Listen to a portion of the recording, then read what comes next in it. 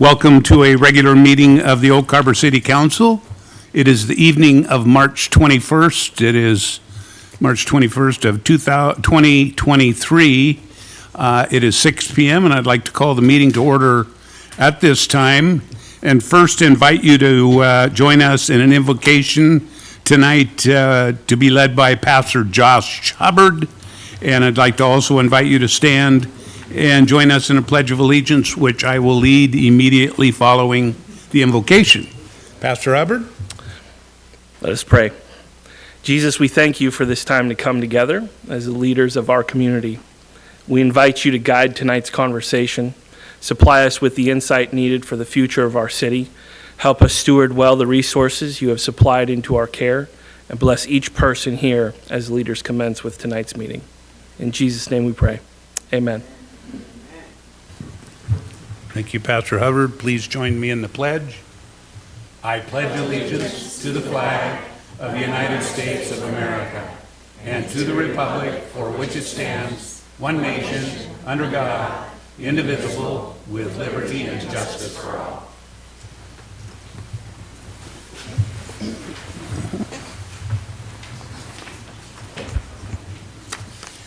Okay, tonight's meeting is being streamed live on YouTube and Facebook and will be broadcast on cable channel 10 HD 1090 following the meeting. Attendees are participating in person and via teleconference. Guests that are included in staff presentations will be excluded at the conclusion of the agenda item as appropriate. I'd like to turn to our city clerk. Clerk Julie, please call the roll at this time. Thank you, Mayor. Mayor Pro Tem Heisen. Present. Councilmember Munns. Present. Councilmember Stuckey. Present. Councilmember Evans. Present. Councilmember Hoffmeyer. Present. Councilmember Marshall. Present. Mayor, Councilmember Wiesner has asked to be excused from this evening's meeting. Thank you, Julie. I would entertain a motion to excuse Councilor Wiesner. So we have a motion and a second right here beside me. Motion made by Councilor Munn, second by Mayor Pro Tem, to excuse Councilor Wiesner from tonight's meeting. All in favor signify by raising your right hand. Looks like that passes unanimously. Okay, thank you. Okay, we'll move on to first item is the approval of our agenda. Anybody want to change any of the items around or got any questions? Seeing none, the agenda will be approved as presented. We don't have any actual community presentations or honors scheduled for this evening, so we'll move right on into item number 3 on our agenda, which is citizen comment period. Tonight, our citizens may comment on consent agenda items or subjects of interest not listed on the agenda at this time. Citizens may have the opportunity to comment on the remaining agenda items during the meeting as appropriate. Citizens can also visit our website prior to our meetings for methods to submit public comment or contact our city clerk, Julie Nestor, by phone or email as noted here on our screen. When submitting comments, please include your name and address. Public comments sent anonymously will be shared with the mayor and council, but will not be displayed. We received one new public comment since our last regular meeting from Robert Sweeten. The comment was shared with council and is displayed on the screen at this time.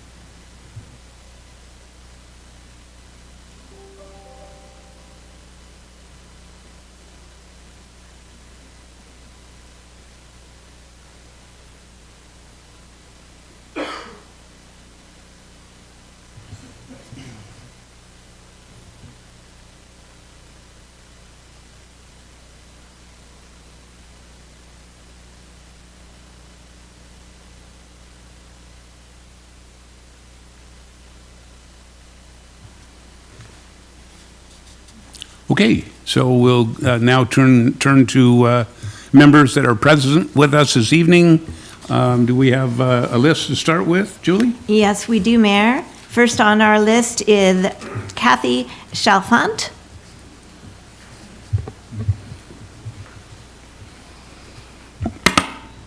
Hello, my name is Kathy Chalfant, and I'm part of the leadership board of the Oak Harbor Garden Club. The Oak Harbor Garden Club is turning 100 years old. On October 3rd, 1923, a group of Oak Harbor women organized a civic improvement club, which became the Oak Harbor Garden Club. The Oak Harbor Garden Club's mission is to develop a beautiful city through loving care of small areas. Work has already begun to celebrate the club's centennial. A group of volunteers has worked with the city of Oak Harbor and the Main Street Association and replanted the 25 blue pots on Pioneer Way with fresh plants, and each pot now has daffodil bulbs that are flowering.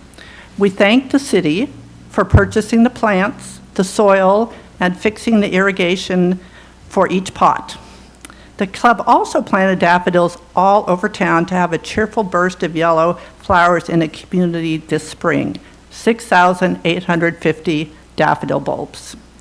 The club planted a total of 675 bulbs in the pots on Pioneer Way and at Midway Boulevard and Southeast 8th, 850 at Windjammer, 450 at the Swirling Leaf Sculpture, 300 at Beeksma Park, 350 at Flintstone Park, 200 at Hal Ramaley Park, 350 at the center in Oak Harbor and the swimming pool, 75 at City Hall, 50 at the welcome sign on the north end of town, for a total of 3,300 bulbs on city property. The city supplied 2,000. The rest were provided by the Oak Harbor Garden Club, as well as we did all the labor. Over 20 businesses also donated to our planting effort, and these businesses also now have a cheerful burst of color. On our Facebook page, you can see that list of businesses. 1,000 bulbs were donated to the club, to the Oak Harbor School District, 100 for each school. Club members work with staff and students to plant bulbs throughout the district. 6,850, and when I drive around town, I see them. They are making a show right now. Our Garden Club Tea and Tour is back this year on June 24th. Tickets go on sale online April 3rd and at businesses in early May. Also, keep an eye out on the concrete wall on Erie Street. A mural is going up, I believe it may have been started today, to celebrate our 100-year anniversary. The Garden Club is requesting that you make a resolution declaring October to be Garden Club Month at your October 3rd, 2023 meeting. And that will be a 100 years to the day that the club was formed. The club would also like to make a presentation on that day of highlighting everything we've done in the past 100 years. I've been working back from 1923 forwards. I've covered the first 50 years in scrapbooks. It is amazing. Thank you. Thank you. Thank you, Kathy. Our city is blessed to have you and the club. Thank you so very much. Let's turn to next on the list then. Next on the list, and please forgive me if the last name is not clearly legible, Fanny, it's Dean, I believe.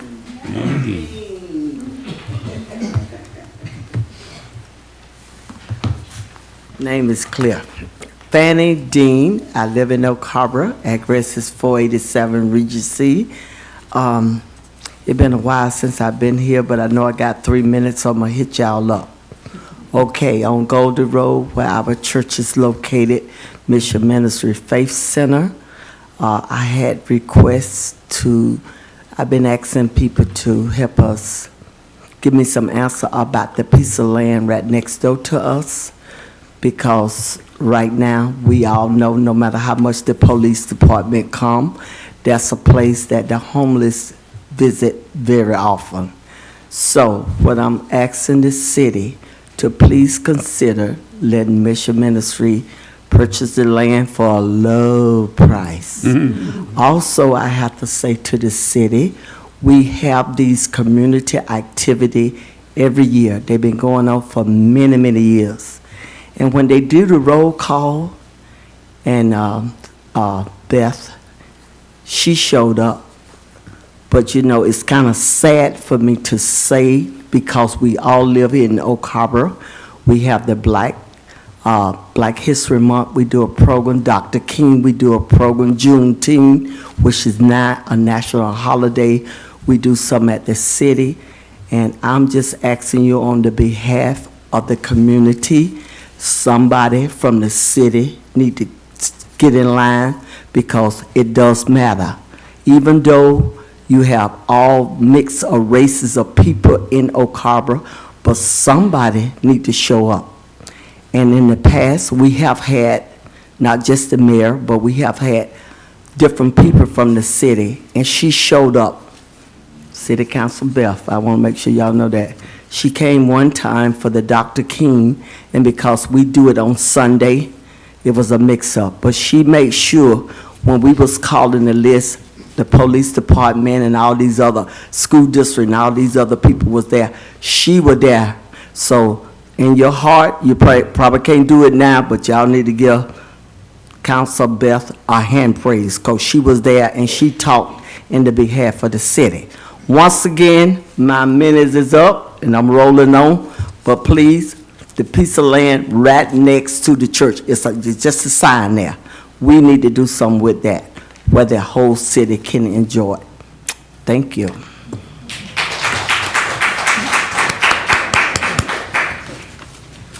Thank you, Fanny.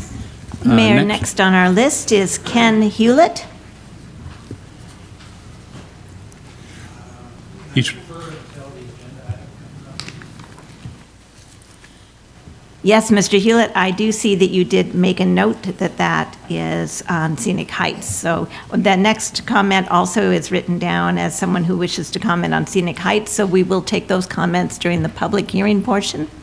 And we will move on to Jill Johnson, who wishes to comment on consent agenda item C. Hi, council members. Welcome, Commissioner Jill Johnson. Yes, I actually am here in a kind of official capacity. I just wanted to make sure that consent item C that you're considering is not based on any assumptions about what the county may or may not be doing. We have indicated a willingness to purchase that property. That willingness also was, there was a feasibility study requested to go with that. I'll be really honest and transparent.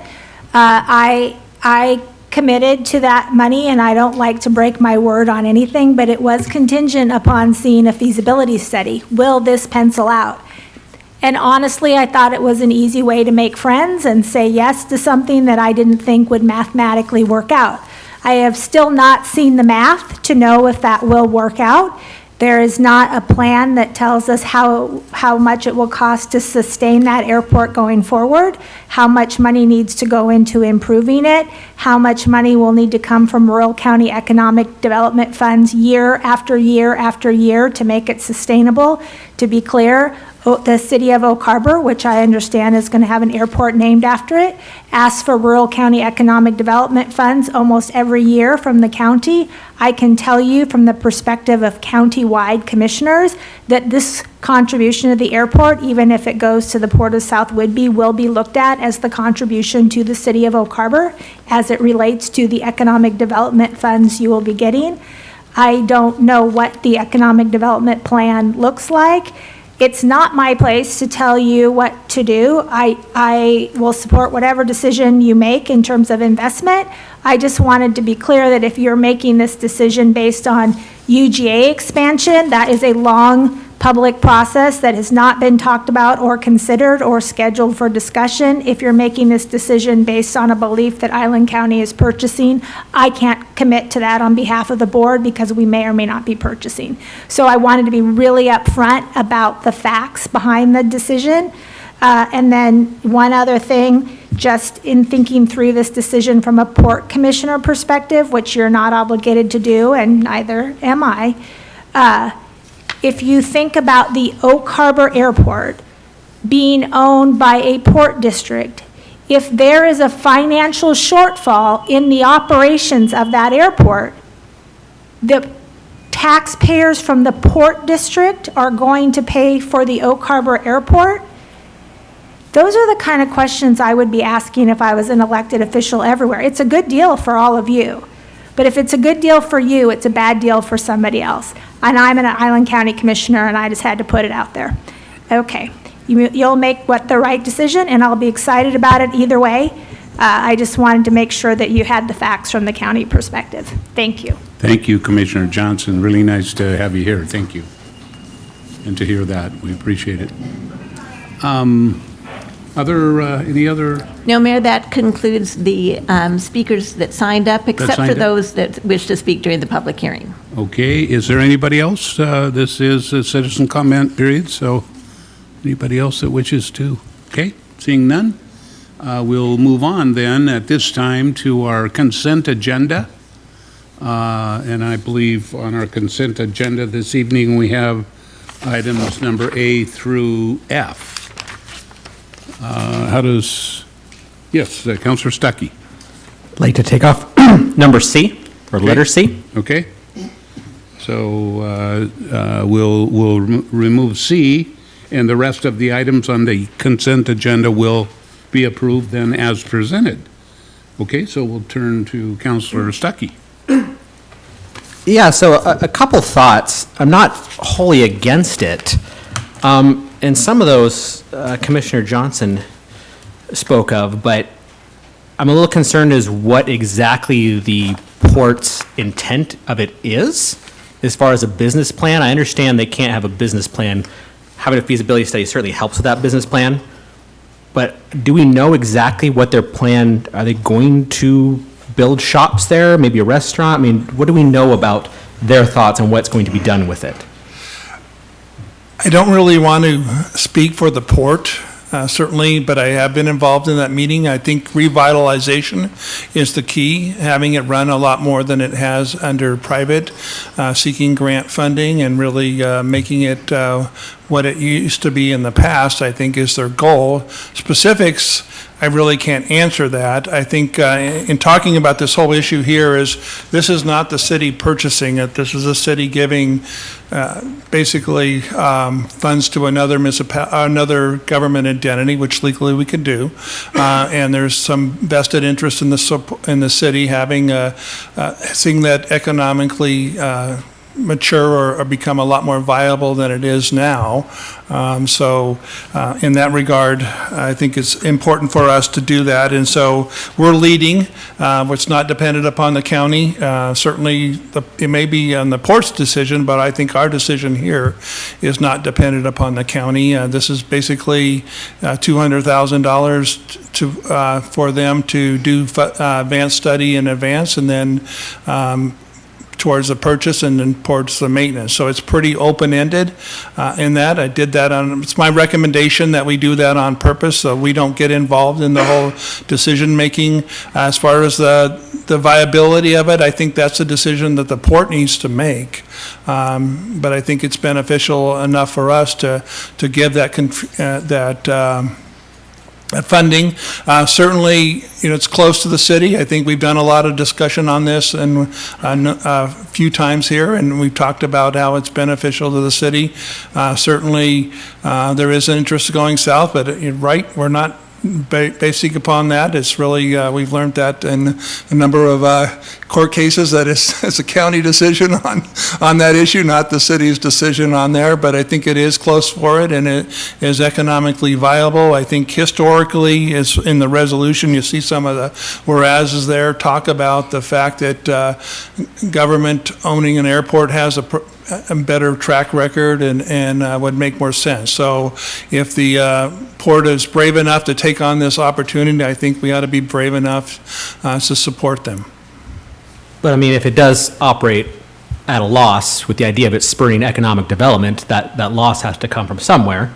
I mean, I understand that we would just be into the 200,000 and that's it, but it would be the ratepayers of the Port of Coupeville. Another concern I have is the idea with the feasibility. The county has not formally voted to commit that funds. There's been discussion. But is there anything stopping the port, I believe the feasibility study is 250,000, correct me if I'm wrong. Is there anything stopping them, from using all of our money towards that feasibility study, find out it's not feasible, and then we've given $200,000 to the wind? Well, the feasibility is a 2.5-year project, so they're probably going to have to own it first. What probably can be done is a business plan, and we've done that for our marina.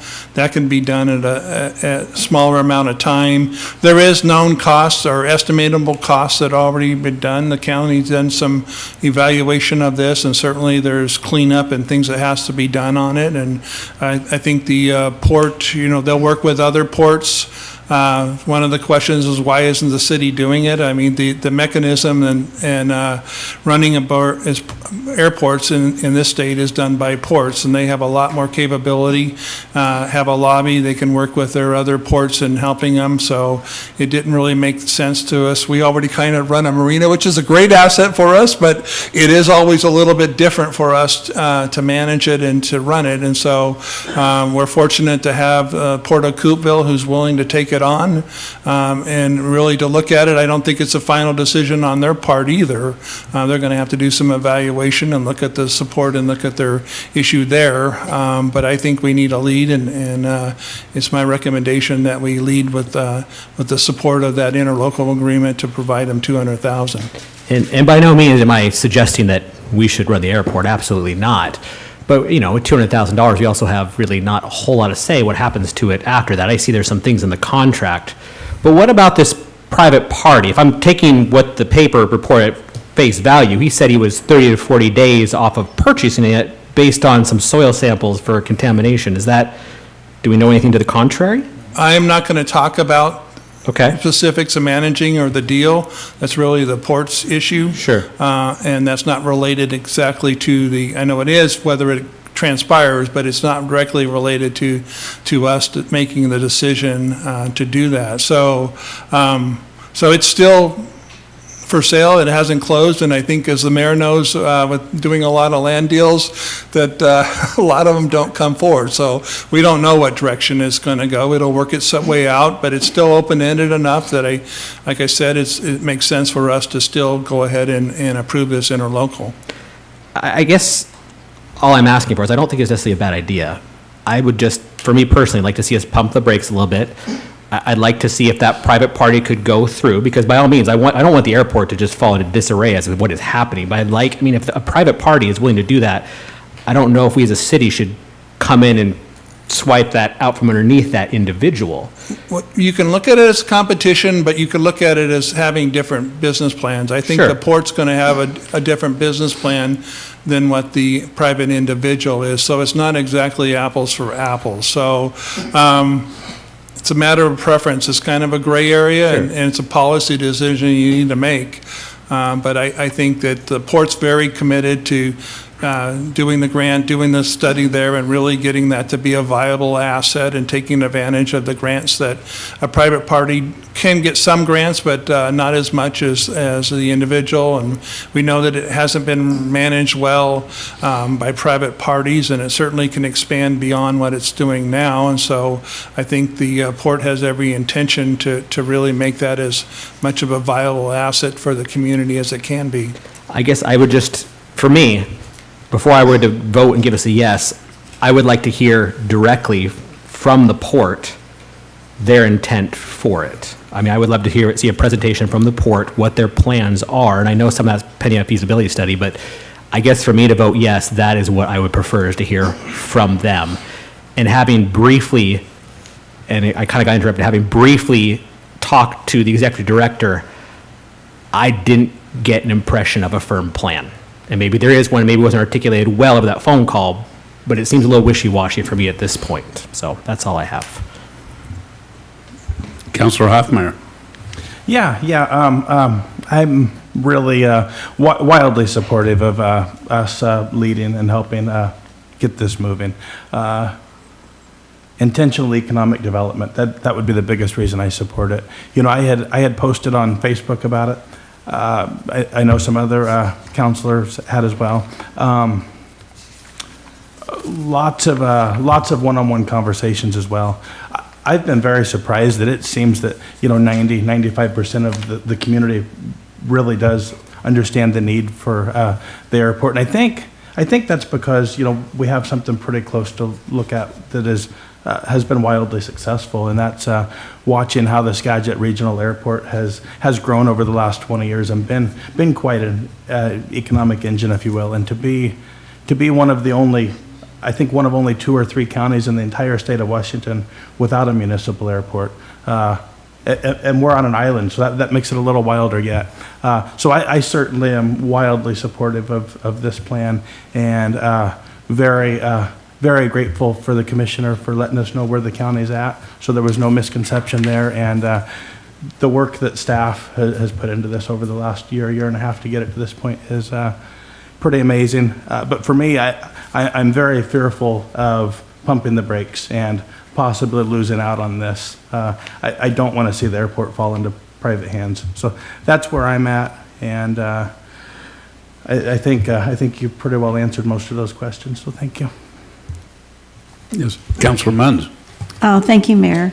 Mr. Oborn, it says here that we're committing to 200,000, but they're submitting bills to us to get reimbursed.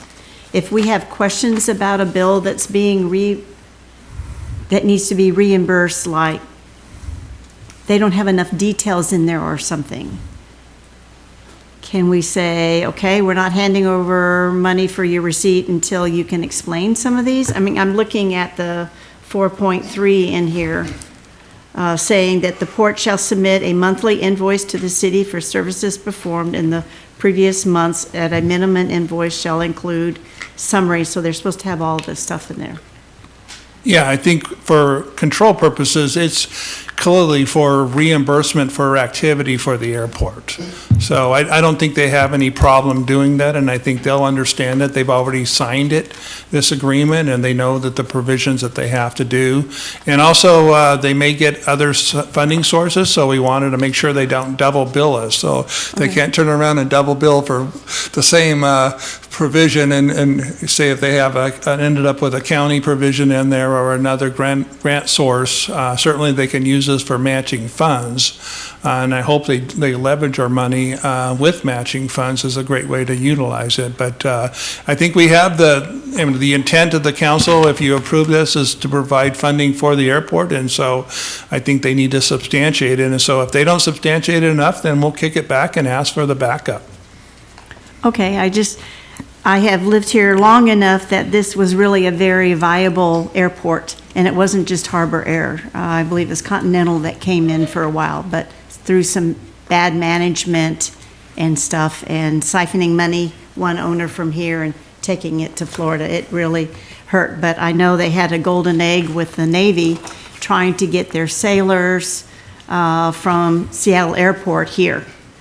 And, if you can get through all the wickets to get that reapproved, that'll be a really steady income and save the Navy time and some money in the long run. So I don't want to see it stopped either, but I just want to be sure that when we get a bill, it isn't just an automatic, that the verification is there. So I hope that the council will move this along. So thank you, sir. Thank you. Sure. Anybody? Yes, Councilor Evans. Thank you, Mr. Mayor. Does the port have the money to make the purchase without the county's money? Probably not. So why are we talking about this? I think that we're leading, and I think I think it's a good message for us to put our money up there, but that's probably another issue. But there may be other funding sources on that. So I think that we go ahead and lead. If you want to hold off, that's certainly an option of yours. But I think coming forward and leading is a good message and a good message of support. Well, I can say I've learned a lot about airports in the past couple weeks. And one of the things that I did learn was that this airport footprint isn't big enough to really become a worthwhile airport for our community. We need a much wider space than what is there currently, and if we were able to acquire a wide enough space, there would be funding from the FAA that would make this a viable operation. So I don't know that this is, I guess with Councilmember Stuckey, I'd love to hear their plan, because as Commissioner Johnson said, she'll support us however we want to invest our money. And when you're investing money, I guess you kind of want to understand where it's going and what it's going to be used for. And right now, it seems very vague. So, thank you. Sir Marshall. Thank you, Mayor. Mr. Oborn, I have the same concerns with the open-endedness of the agreement. I share Councilmember Stuckey's concern of having them use our money for a feasibility or a business plan or something along those lines, just to decide that it's not going to work out for them, and the only entity that's out $200,000 would be us. I too have been here long enough to see several businesses operated in that airport, and what concerns me is private companies typically run businesses better than municipalities or ports, and if they were struggling to run this, how are we going to make it feasible? So, I understand the desire to take the lead on something, Mr. Oborn, but I don't think that we're leading with $200,000. I think we're just kind of standing there hoping to hand our money to somebody. So that's my opinion. Thank you. Anyone else? Yes, Mayor Pro Tem. Thank you, Mayor. I share everyone's concerns and everyone's enthusiasm. I can certainly see both sides of this. What I don't want to do is to contribute $200,000, right off the top, have that be spent on feasibility and whatnot, and then have someone decide, well, no, we're not going to do that. If the purchase ends up going through by the Port District, in that case, after they've done all of the studies, in that case, then I would be supportive of saying, okay, here's $200,000, but to do it, right off the top before we know if this is even, a viable, feasible thing, it seems a little out of order. If it's going to happen, I would absolutely throw my support behind it. But yeah, what I don't want to do is just be out $200,000 and then have nothing to show for it. So I don't know if there is a way to ensure that or rework that. I don't know. What kind of assurances can you give us that won't happen? Can you? I don't. We talked. You bringing up good points. Yeah. We talked about this on workshop, and so some of these items are kind of new. So we can kind of pivot with it and adjust to it. Certainly, we could give half of it before purchase and then half of it after, or a fourth. I mean, it wasn't talked about a formula, but if you wanted to split it that way, I just put it all. My point was to be supportive, and the intent here and what we kind of talked about when we talked about in workshop was just not to put restrictions on it and give the money. But certainly, if there was a split that the majority of council is comfortable with on it before purchase and then after purchase, certainly we can split that. It's your prerogative. I think I would be more comfortable with that. And do we have any update on the application for state funding for the feasibility? Have we gotten any feedback from our state reps on that? Well, there was some talk about state funding at the Council of Governments that I go to. There was a great presentation, and one of the commissioners that's in the audience there was part of that, and so there's certainly a lot of money available on the state side.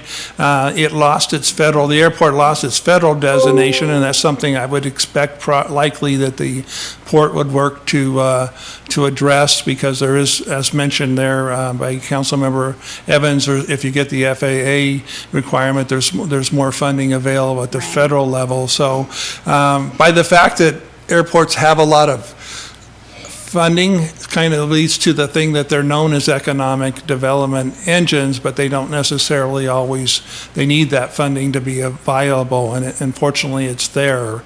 Quite a lot of funding to keep airports going and to deal with the fact that they don't always make money, but they do bring synergy to the area. That's one of the reasons why I'm definitely in favor of having a port district run the airport, because port districts have access to funding that municipalities and private businesses don't. So, if there were, it was mentioned that if, if the private sector couldn't keep it running, then, how could a port district do so? But they have access to a lot of resources the private sector doesn't. So, so that part doesn't concern me as much as, as much as putting $200,000 up front and not necessarily having any assurances as to what it is that we're going to get back from that. So if there was a way to split up that, if 100,000 would help with the initial investment, but then we don't commit the rest of it until we know it's actually going to happen, I would be more comfortable with that. But overall, I support the endeavor, for sure. I just, I don't want to be out $200,000. That's a lot of money to just say we support you. So I'd like to be able to have something to show for it. Councilor Muntz. Oh, thank you, Mayor. Mr. Oborn, is there an urgency that this has to be passed tonight? Not tonight, but I think the sooner it goes through, if it ends up under contract, there could be, I don't know what the period is going to be, 60 or 90 days, but there'll probably be a feasibility study. So the sooner we get it resolved, the better it is. But certainly, council needs to be comfortable with your decision here. And certainly I can invite the port back to have a presentation, as that's the consensus of the council. It seems like about 3 of you have mentioned that item, so that's probably a consensus. They weren't prepared tonight, and it didn't really come up in the workshop, but that's something certainly we can ask for them to do it. And if you wanted them to amend the agreement, you could probably amend the agreement tonight if you wanted to split it up for 100,000 before purchase cap, and if you wanted to do that, you could probably do that. But if you wanted the presentation, we can invite them back and. Well, it's only 2 weeks to our next meeting, and that's not a terribly long period. But I think it appears, we could make a motion to bring this up at a later time after the port has presented to us more parts of their plan on what's happening here in council chambers instead of just at a workshop. Yeah, if you wanted to continue this to the next meeting. And then from that, we can decide if we want to divide it up or not. But I think for right now, I really want this to go through. We have seen it viable in this, and I know that it used to be Upchurch liked being able to fly their parts off, or the bigwigs from other places around the country. It would make the Navy's life easier too, to be able to fly them in, or it just can open up a lot of economic if we had it again. But to even obligate, 100,000 and 100,000, I just think 2 weeks is just 2 weeks, that we should be able to get more information and hear and see their body language on what's going on. You can tell a lot how someone speaks and says something. So I don't want to vote against it tonight, but I would sure like to move this to another meeting. And I don't know if we need to. We got other councilors. Okay, thank you. Still want to talk. Councilor Hoffmeyer? Yeah, I think my understanding is it is under contract for the next 59 days, so 14 days might be quite a bit. I would like to make a motion if that's okay. Mm-hmm. I move to authorize the mayor to sign the interlocal agreement with the Port of Coupeville to support the purchase of the A.J. Eisenberg Airport, with the amendment to the contract of $100,000 upfront and $100,000 after the purchase. So not to exceed $100,000 upfront at this time, and then the additional $100,000 after purchase. Is there a second? Second. Okay, got a motion second. Councilor Evans. I'm going to take this as an opportunity because grants have come up quite a bit. The one thing that scares the heck out of me is a business plan that counts on grant money, because we don't know if it's coming. To put an airport in place, that we need to be a viable airport for it to bring economic benefit to our community, counting on contributions from who knows where and not guaranteed seems like a big hope and a dream. I don't think that we should be counting our opportunities like that. We should be looking at a viable business plan of how it's going to work before we're investing our money. Just a thought. Thank you. Okay, Councilor Stuckey. As a business owner, it's taken me a little while to realize that running a municipality is not the same as running a business, but there are similarities. If someone was asking me to invest in their business, and I personally never even had the chance to talk to them, I would have a real hesitation. I know our staff has, and I'm not trying to disparage that, but we're the ones that have to make the decision to agree to this contract. I need to be able to talk to the people and ask them questions on what their thoughts are. So I'm not a hard no. I need the time to talk to them, to ask them, to feel them out, to see what's your thoughts. Are you going to come back later if you don't get those grants and say, hey, we need some more money 5 years from now? I need answers to that. And so that's all I'm asking is if it pump the brakes for 2 weeks and not give me that money so I have the chance to ask them what their plans are, what their thoughts are. I just think it would be irresponsible to proceed without at least having a conversation with them. Thank you. Councilor Marshall? Thank you, Mayor. Councilmember Stuckey, you're on fire today. I agree with you again. I too would not want to invest money without talking to somebody first. And I'm $200,000 or $100,000. I'm not okay with investing $100,000 and just lose that money. I mean, I would like to see us, if we're going to give this money, then it's for the purchase, or specifically for the purchase or activities after the purchase. But anything up to the purchase, we are potentially losing $100,000. $200,000, $100,000, it's just not okay with me either way. The other part that is a concern to me is something that Commissioner Johnson mentioned, is that we could potentially be tying up our rural economic development funds for the future, and for how long in the future is of concern for me, because she mentioned that we apply for those funds every single year. We try to use those funds for certain things. I know part of it's like the Marina purchase or the ship fixing place, Fair Havens Cove or whatever it's called. So that's concerning for me too, is how long we're going to be potentially tying up future projects and other monies from the county. So, Thank you. Councilor, Mayor Pro Tem? Could we get them in here in the next couple of weeks to give us a presentation and answer our questions? I believe so. I will ask him. I would like We that. actually have I don't know if he's prepared to talk, so I didn't really want to. Yeah, we do have a port commissioner in the audience tonight, if you want to do it impromptu, but certainly I will invite them to, if you put it on the 2 weeks from now, I will invite them to be part of the presentation, so, I would like that, yes. okay. Councilors, did you have a question? Well, I was just going to say, I think it'd be the most prudent. I would prefer for everyone to be prepared and, have all the data. So, I would have no issue with you speaking. I would like to hear basically the full presentation personally, regardless, so. So we have a motion and a second in front of us. And so we're going to move forward with a vote on that, unless I hear any other questions or input. Anybody need that restated? Okay. Then I'll call for all in favor of the motion as presented. 1, 2, all against. Please raise your right hand. Okay, that fails 4-2. Okay?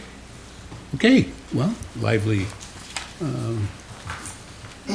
citizen, or lively consent agenda item there. We'll get on then to our next item on the... Mayor, I need some council input here.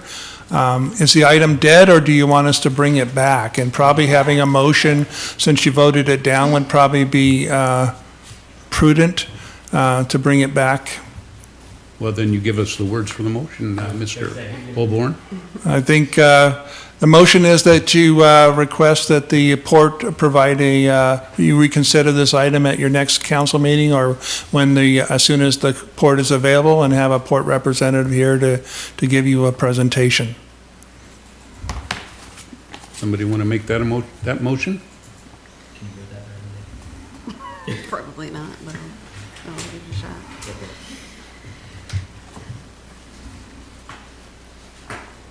I just completely lost my train of thought. I move to reconsider this item at our next council meeting with a presentation from the port. Okay, got a motion and a second, fairly simple. Reconsider with a port presentation. Question, all in favor, signify by raising your right hand.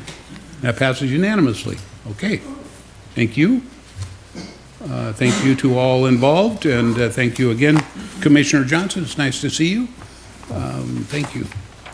Mayor's comments, item number 5A, Well City recognition. The city of Oak Harbor has once again achieved recognition as a Well City from the Association of Washington Cities Employee Benefit Trust. The Well City program recognizes members that achieve quality standards in employee health promotion. The city will receive a 2% premium discount on all medical premiums. Thank you to our Wellness Committee and all of our staff participants. That 2% number is a big number. We appreciate your hard work to continue to make this happen. Staff achievements. Our city's communications and IT manager, Sabrina Combs, recently graduated from the Northwest Women's Leadership Academy. Cohort number 4. Graduates complete an intensive 3-month program focusing on what is needed to be a leader in local government. Congratulations, Sabrina. Job well done. Thank you. Town halls for legislative updates. Representative Clyde Shavers held an event on Saturday, March 12 at the Whidbey Island Nordic Hall. City Administrator Oborn and Councilmember Hoffmeyer attended that. Senator Musall and Representative Dave Paul held an event on Saturday, March 18th at the Oak Harbor Library Meeting Room, and City Administrator Oborn and Council members Hoffmeyer, Stuckey, and Marshall all attended that one. Thank you. Economic development programs for businesses. The Washington State Department of Commerce offers grant programs and grant assistance for small business, disaster relief, and hospitality. See their website for more information. New business. We welcome new business Uni's Kitchen, located at 32945 Highway 20, and featuring authentic Indian cuisine. Council members Hoffmeyer, Munns, and Stuckey were in attendance for the ribbon cutting. I hope you got some food there. Boards and committees. The city has openings on our Historic Preservation Board, Investment Committee, Planning Commission, and Salary Commission. Please see our website for more details and come help us. Upcoming community events are displayed on the screen. And at this time, I will turn to City Council for council comments. Councilor Munns. Thank you, Mayor. I do want to say thank you to the Wellness Committee. Sometimes they come in here with a huge, giant check, and it's usually double-digit thousands of dollars. So it is a big, big deal for the city to keep winning this. This is really a cool thing. From the Island Transit Board meeting, the board adopted a zero-emission fleet transition plan to provide a path for Island Transit to have zero-emission vehicles by 2040. Island Transit has continued to expand service. Right now, the agency is focusing on hiring coach operators needing to start a Sunday bus service again by the end of May. So fingers crossed, and we can get complement hires for this. And they're going to expand their on-demand. Instead of a regular route service for the base for housing and stuff, they're doing an on-demand, and it seems to be working out better, and they hope to spread it to other areas in the county. And I would like to ask staff if there's some way someone would work with Pastor Fanny Dean on coming up with maybe a possible solution that would be a win-win for the community. There's a lot of heart and workers that are willing to help whatever needs to be done to the property.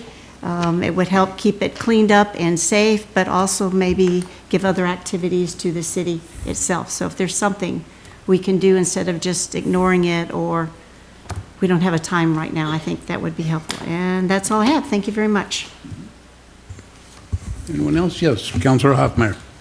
Yeah, it's so nice to look out there and see Pastor Fanny and Pastor Josh both tonight. pray for us. We need it some days.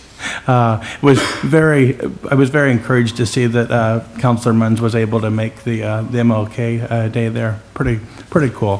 Felt bad that I was out of town, and certainly want to attend some more of those events in the future. But thank you for all you do in the community, and I too would love it if the city would work with you on that lot there.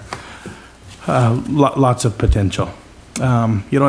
Another thing that I had planned on bringing up tonight, and I hope it's still okay. This bracelet here, though, they were handing these out at the Oak Harbor High School football game this fall, probably September. And basically all it says is, because you matter, only 7 seconds. And you could look that up online. It's a group that, it's a suicide awareness thing. And, I think the thought is there, so many of us are just buried in our phones and don't even notice people in the midst of a bad day. So just encourage everybody out there to take a few seconds to just be nice, make people feel like they matter. I had the Brandon Graham Foundation had reached out to me recently. We met on Monday. They are a suicide awareness group that's out of Coupeville, and they wanted to know how they could get more integrated in the Oak Harbor community. One of the things I encouraged them to do was come give a presentation to City Council and get them, get them connected with some people. But community-wide, if there's anybody out there that has ideas, bring them to us. If it's something we need to put together a task force on, even would be glad to. But thank you, thank you everybody for coming tonight. Anyone else? Yes, Mayor Pro Tem. Thank you, Mayor. I wanted to give kudos to Sabrina and our website team and IT. Several meetings ago, I complained about the city council meeting agenda portion specifically, and how it wasn't really clear and you couldn't look at the agenda without downloading the whole packet and blah, blah, blah. And it's only been a couple of weeks, and that page has been completely revamped, whether it's the website version or the mobile version. If you go to the calendar and click on the date, it's everything you need is there. You can see the agenda at a glance. It says this is how you download the agenda. This is where the meeting's happening. If you want to watch it online, this is how you do it. If you want to submit a public comment, this is how you do it. Here are it's just everything you could possibly need to know is right there on one page. It's perfect. No notes. Thank you so much for doing that. I really appreciate it. It makes a difference. Okay. Anyone else? Council comments? Okay, that concludes that portion. We'll move on to item number 6A. 6A is ordinance number 1969, open space zoning addition to land use matrix. And this evening for that, we have our senior planner, Ray Lindenberg. Welcome, Ray.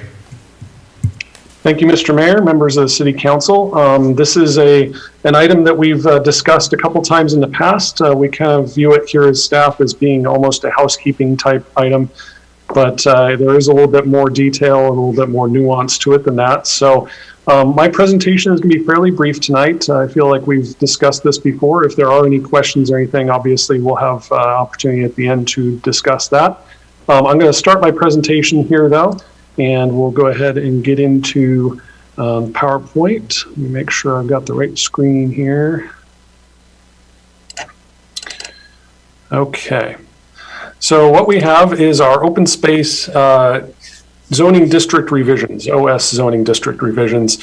And what happened when we did the land use matrix back in October of 2021 was the open space zone district was inadvertently left out of the matrix, and some of the changes that we had intended were not included. Some of them were, some of them weren't. So it was kind of a mixed bag there. It was kind of a Scribner's error and some confusion. It was a very large project, and this is one thing that that didn't get followed through on. So we're doing that now to get that resolved, so there aren't any loopholes with regards to the OS zone district. So staff proposes rectifying that issue by the following. We're going to do some changes to OHMC 1920-1010, which is our matrix, our land use matrix. We're going to add some text to 1920-835, which are conditions governing uses within that OS zone district. And then we'll add the OS column to the actual matrix itself at 1920-1050. And all of those changes are found in your packets with the red text as usual. There's some clarification, like I said, as far as language is concerned in that conditions governing the permitted uses or the uses within the zone district. And then also, again, that additional column on the land use matrix itself. We did make some minor changes from the last time that we saw you based on some input that we got from the Planning Commission and from City Council, just to clarify distinctions between larger and smaller, essentially, accessory buildings, and whether or not those are, permitted outright in certain zone districts. So we included that information in there. In your actual packet, again, we have Article XVI, and that is the text relating to the specific density provisions and the standards for development within that OS zone district. We have a purpose and intent statement, a density provisions, and the conditions governing those permitted uses, as you see in the packet there. The purpose and intent statement was changed just slightly. The message is virtually the same, but essentially we just did some grammar fixing and broke up a long and confusing sentence and hopefully made it a little bit more readable. In the density provisions, we removed a statement allowing for a single family home to be constructed on a 5-acre or larger lot. The intent here is to allow existing homes to be legal non-conforming, but not to allow new homes in OS zone district unless they are a caretaker home or something similar along those lines, which is allowed within the land use matrix. And then under your conditions governing uses, staff included a number of specific regulations and guidelines that were previously, in the other, in the ordinance itself from way back. And so essentially what we've done is we've compiled all that information from the old ordinance to make sure that it's in the new ordinance. The message and the regulations are the same as it was before. We haven't changed significantly, and so that is important to keep note of as well.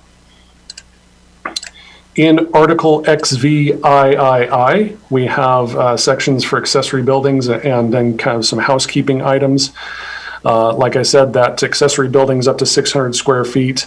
We just want to maintain consistency with the residential zone districts as they exist now.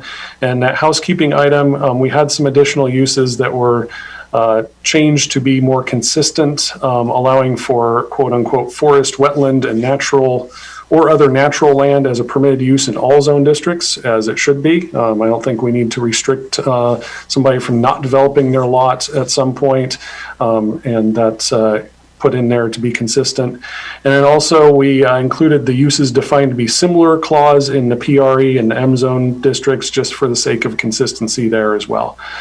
So we want to make sure that the changes proposed ensure that all the zone districts are included in the matrix and reducing any potential conflicts and interpretation issues like that.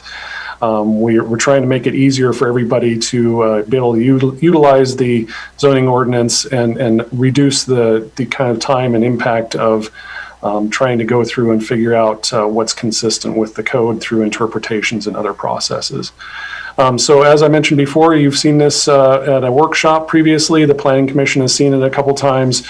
They gave a positive recommendation, and so staff presents this to you, hopefully to approve of tonight, and I am available for any questions that you might have. Thank you, Ray. Before we Yes. turn to the council, I'd like to open a public hearing regarding this and begin by confirming with our clerk that we have not received any input or calls regarding this subject. That's correct, Mayor. We received no input on this item. Okay, then seeing nobody racing to the microphone here, I'll close the public meeting and turn to council for questions and comments and maybe motions. Maybe just a motion. Counselor, I'm going to give it to Stuckey. I move to adopt resolution number 2307. Oh, I'm sorry. No. Jumping the gun here. I move to adopt ordinance number 1969, amending OHMC Chapter 19.20, Articles 18 and 16, is that right? We've been well off the road numbers. Regarding standards of the OS Open Space Zone District. So.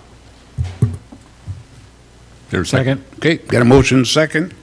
They read exactly like the recommended action that's in your packet. That motion was made by Councilor Stuckey and second by Councilor Marshall.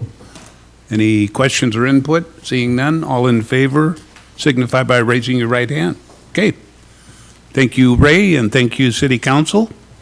We'll go on to the next item, which is 6B on our agenda, Resolution 23-07, Scenic Heights Project Development Agreement. And for this, we have our Development Services Director, Mr. David Cool.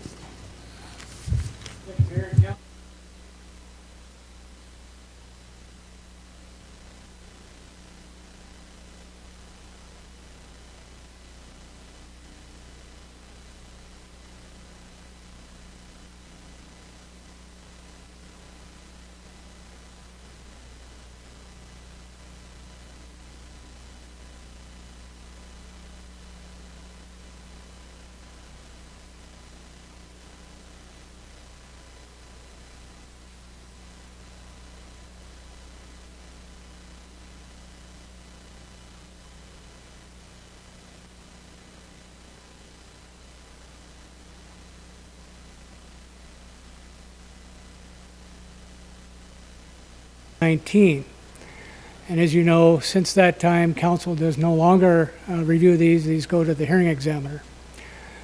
The preliminary PRD plat was approved through ordinance number 1887 as well as resolution number 1932, and those are attached in your packet as exhibits. This planned residential development will be developed all in one phase. There'll be a total of 11 homes, and 2 of those homes will be model homes. The key components of this project are it will be developed with an approved final plat up front. Normally, you do your infrastructure and build that prior to your final plat. However, in this case, all the infrastructure and homes will be built at the same time. This is a steep site, and they'll be building retaining walls and foundation walls for the houses at the same time. So the foundations will be supporting the houses, and the retaining walls will be supporting roads and keeping the slopes stable. All the infrastructure goes in at once. There will be a checklist at the end of this process, and that's an exhibit in your packet. The checklist will ensure that all the improvements are installed and accepted by the city. There will be no occupancy granted for any home except for the 2 model homes until the checklist is satisfied. The city engineer will have the final decision on the checklist, and so they'll have to make sure that all the infrastructure is installed, inspected, and that it works. The city building official will have the final decision on the occupancy of the homes, so no COs will be granted until the building official is satisfied. This checklist will ensure a utility construction phasing plan. It will ensure roads, grading, erosion control, sanitary sewer, water, power, and stormwater improvements are in place prior to occupancy. The checklist will ensure that the landscape maintenance bond is submitted prior to the occupancy of any home. Now, the bonds, those are the assurance that you're looking for to make sure that the checklist is backed up with insurance. The performance bond has been submitted to ensure the infrastructure is installed and maintained, and that's been submitted by the developer. The 2 model home bonds have also been submitted to ensure completion. So the developer is here tonight if you have questions, and this is your recommended motion. And we're available for any questions you may have. Just before we even take this to council, I guess, we do need to open a public hearing. So I'll open that public hearing at this time and ask our city clerk if there's been any kind of input. We received no prior input from the public, Mayor. We do Okay. have two speakers who have signed up to speak to this item this evening. Okay. Okay, so I guess before we get to that possible point, well, no, let's go ahead with that part. Did you have a? You have a question for Dave? Yeah, let's do the public comment first. Okay. So we've got a couple people signed up? Yes, Mayor, the first is Ken Hewlett.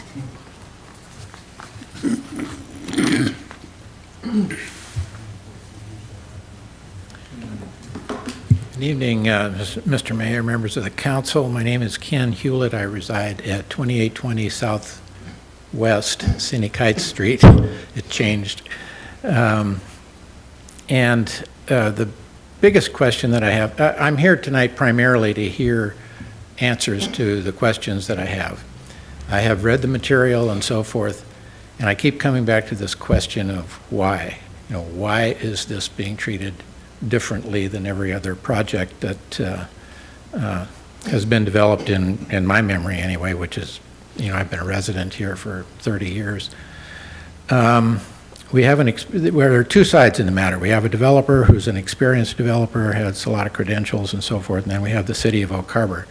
And my concern is primarily about the city of Oak Harbor and its role in this. As Mr. Kuhl mentioned, a lot of stuff has to happen prior to final plat approval and certificates of occupancy. The concern that I have is that the focus has been primarily on the residences and not the infrastructure. As Mr. Kuhl mentioned, the site is quite steep and complicated in terms of engineering. And by the way, the retaining walls and engineering for all that and the foundations, as I understand it, are all in place and have been in place for some time. So that's, one thing to tick off the list. First time I saw the proposal for this amendment, or whatever it's being called, resolution, was on Thursday when the packets became available. I first found out about it in a legal notice, and I made the request to the city at that time on the 7th of this month to get a copy of it, even if it's in draft form. I did not get that. I was informed that I wouldn't be allowed to see anything prior to publishing the agenda for this meeting, which I thought was kind of odd, because obviously when you see the 11-page document that comes out of this, you kind of wonder why somebody didn't have some inclination to be able to share with the city or the citizens of the city, beforehand. Because it's a little hard. I'm not an attorney. I have a banking background, and I spent 30 years looking at land development loans, single-family home construction, all that kind of stuff, multifamilies, commercial projects, all that kind of stuff. So I have some exposure, but not a lot of experience or expertise, and I was kind of waiting to look at the document itself. I'm a little concerned that there are people sitting at the dais that may have a conflict of interest in this situation too. And at some point, when you get to a vote, I don't know what the rules are, but it used to be that people that were going to recuse themselves had to exit the room and not be involved in the discussions or debate or anything. But that's not my place to, I can comment, but I don't make that decision. And I understand that this is an important and complicated matter, and I encourage you to consider it very carefully. As elected officials, the stated mission and goals of the city are to encourage a welcoming, safe, and healthy environment. Normally, under city ordinances, when a plat is completed and the final plat approval is granted by the city and certificates of occupancy are issued and so forth, that's when sales occur. my reading of this is that it's turned around the other way, that it's going to be done at one time, but all of the emphasis on the site right now is to complete the 4 structures that are there. And there doesn't appear to be anything done other than digging some drainage ditches and pumping out water from basements and stuff like that. There doesn't seem to be anything developing as far as the site goes. The engineering challenges are significant. Like I said, there's already been some erosion on the bank facing, it's defined as a critical bank or bluff, I guess, in the ordinances. And it falls under the shoreline management rules and regulations as well. So, as an interested citizen, I kind of look up at that bank once in a while, and there has been some erosion and sloughing in that area because as construction proceeds, there will be issues addressing those runoff matters, and it's designed to go into a sump or some kind of vault that is then pumped out through the city outfall and all that sort of stuff. But that hasn't been completed yet. So my interest is primarily focused on the infrastructure and then the timing of getting that kind of stuff done. I mentioned the construction process is focused on 4 of the structures that are there. I understand one is to be a model home, and the 3 across the front are listed in the site from the developer and Zillow and whoever else those people are that have real estate sites. Remind you, this is 3 minutes. Sorry. And they're up. Anyway, I have a bunch of questions that I hope to hear the answers to this evening. And like I said, it's an important and complicated issue, and I would expect you to treat it as such. Thank you. Thank you, Mr. Hewlett. Okay, we'll go on to... Mayor, Jeff, our next speaker is Jeff, and Jeff, is that Arielski? Yeah, close. It's Jeff Anielski. Anielski, Hi, thank you, everybody. that's an N. I'm too a resident on Scenic Heights. I live at 3008 Southwest Scenic Heights, two properties south of the development. So I have questions. I'm concerned about the pace of this project, I guess, number one. And let me give you a little background on that. We moved to Oak Harbor, my wife and I, about a year ago, and we found a home, on Scenic Heights that we bought. Prior to that, in November and December of 2021, we saw an advertisement for this development. And they advertised, water view property. And that's what we were looking for. So we contacted the group, and they told us that, construction will get underway, and the property will be available in July, or in the summer of 2022.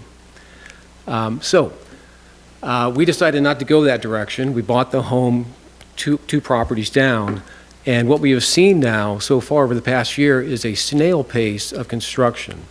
11 homes are to be built on this property. 4, as Ken said, are under construction now. None are complete. And I'm willing to wager they're not going to be completed by this summer. We'll see. So the questions I have for the developer is that, we want to see this project move along, because quite frankly, I'm tired of sitting on my deck with this beautiful view I have, and I'm hearing the backup alarms of trucks go by, construction, the nail hammers going on. And it can be, last summer was a little late in the evening, like 6, 7 o'clock, and you're saying they can work at that hour. But we're wondering, okay, when's it going to end?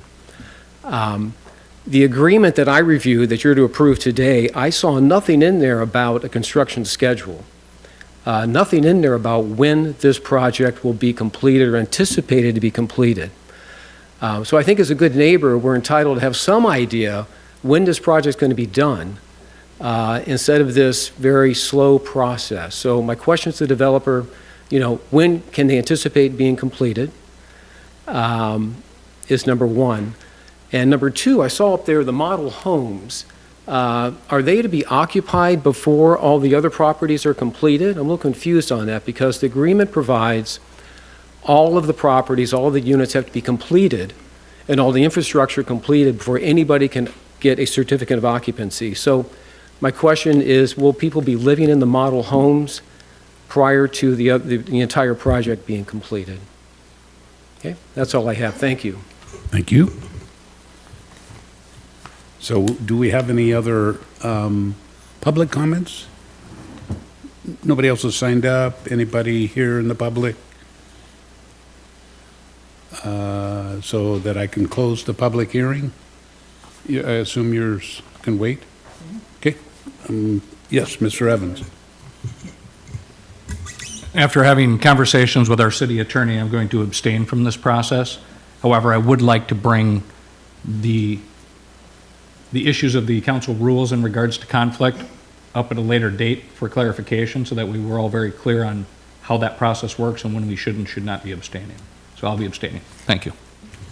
So, Mr. Hewlett did bring up the question, and I know it to be true from my past days as a counselor, that, so it's pretty much up to the council. Would you like Mr. Evans to remain here or to go in the other room during the conversation? Does city council have any feelings along those lines? Mr. Hoffmeyer? I have no problem with him remaining in his comfy seat. Mayor Pro Tem. Yeah, it's my understanding that when it's a quasi-judicial matter, that's when the counselor needs to physically exit the room and not, participate. But in terms of a conflict, I think, I don't think he needs to leave the room. I think obviously it probably wouldn't be appropriate to participate in the conversation and all that, and just abstaining from voting, I think would be adequate. As long as nobody else feels differently, we'll move on. So I did close the public hearing, and I want to turn, I know that we've got some questions. It sounds like potentially staff could answer those questions, or, well, I'll leave it up to council. I'll turn to council. Councilor Hoffmeyer? Yeah, I had a couple questions that I was hoping to ask as part of your presentation that might have answered a few of those questions, but that's fine. We're still here. First of all, we had got an email on March 15th stating that there had been a public records request on the 11th, and that public records request had been fulfilled, and that was with the development agreement being handed over to a citizen.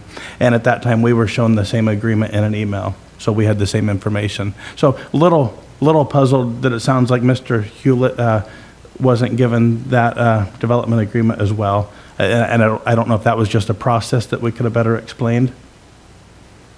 You want to take that, or you want me? Both of us I would were think involved in it. the administration was handling that particular public records request.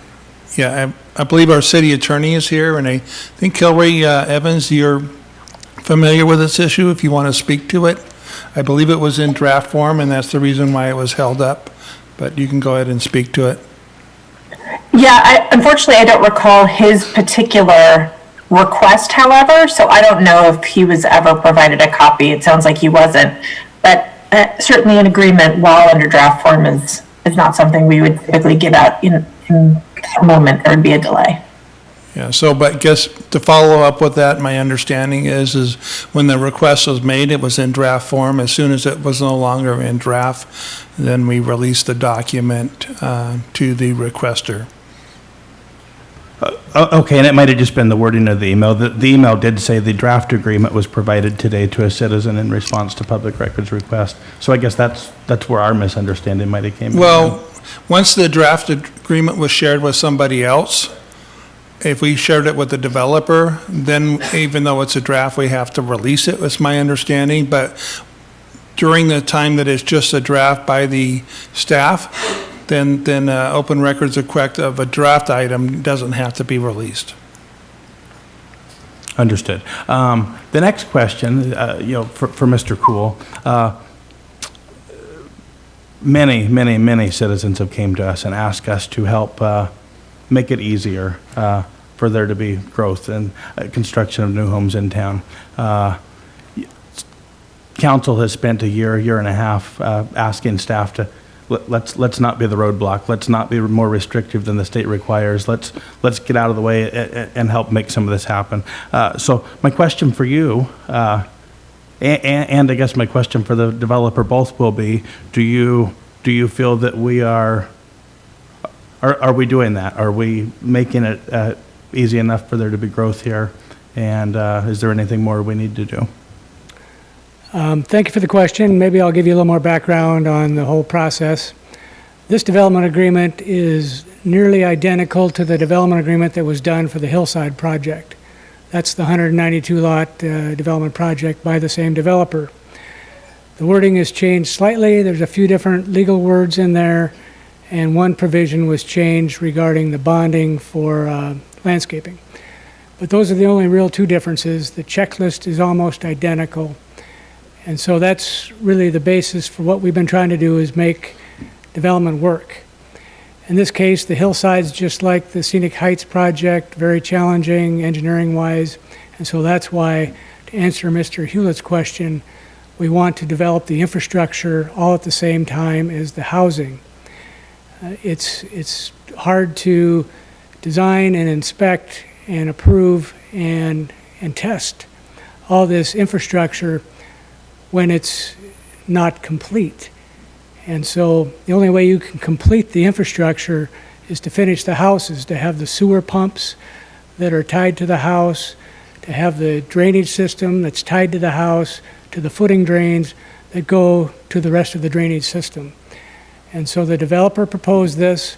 He originally proposed this in the form of a plat note, and we were just going to have a note on the plat that would allow him to do this. It would not require a development agreement or a public hearing or any of that.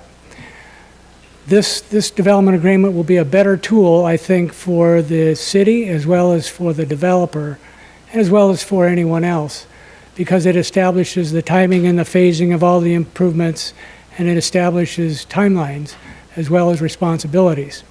And that's the definite the benefit of a development agreement, is that it'll carry forward with the land. I think the agreement is good through November 6th of 2026, something like that. And so when there's a turnover of staff and there's different people touching it, this will carry forward, and people will have the chance to be able to find the information that'll be documented. And it won't be hearsay, we agreed to this, we agreed to that. It's all in the form of a document. So a long-winded answer to your question, Councilman Hoffmeyer, is yes, this will make the project work better. And that's all I was hoping to hear. I was hoping to hear that, yes, it's making the project doable for the developer, and, this is what's best for the citizens of Oak Harbor. So thank you for all your work on it, and, if Scott has anything to add, I would love to hear that.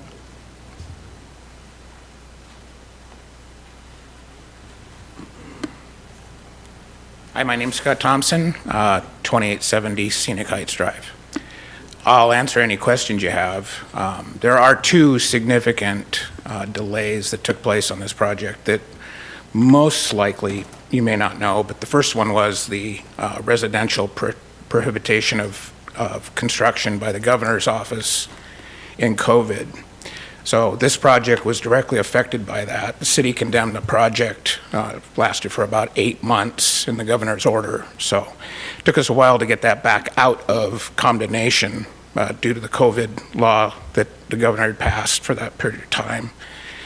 The second one, we had momentum last year, right up to the point where we found a 3,500-year-old body on the project. And that took about another 8 months to properly clean up and omit that situation with the tribes. The project was generally shut down during that period of time for the respect of the tribes. So we've lost about 16 months overall on the project. The reason why I chose to do a master plan development versus a subdivision was due to the fact of the density of the project requirements on both cases.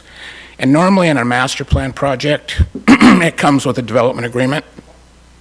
And what you do is you bind the homes to the lots. So basically, you design the homes when you design the subdivision. So incorporating that has been, I'll call it challenging with the city, but we've come a long way. We've all learned a lot. It's been a real education process, and I think we'll all agree to that, you know, the city's gained a tremendous amount of information from us as a developer who does this all over the United States, you know, in a significant way. And in addition to that, we've learned a lot about how to enter into small communities, sometimes improperly, Ms. Johnson.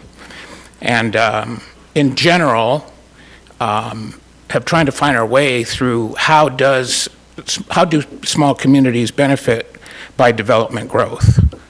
Our goal right now is to finish this project this summer, and we submitted this application last April. It's taken a while for it to go through.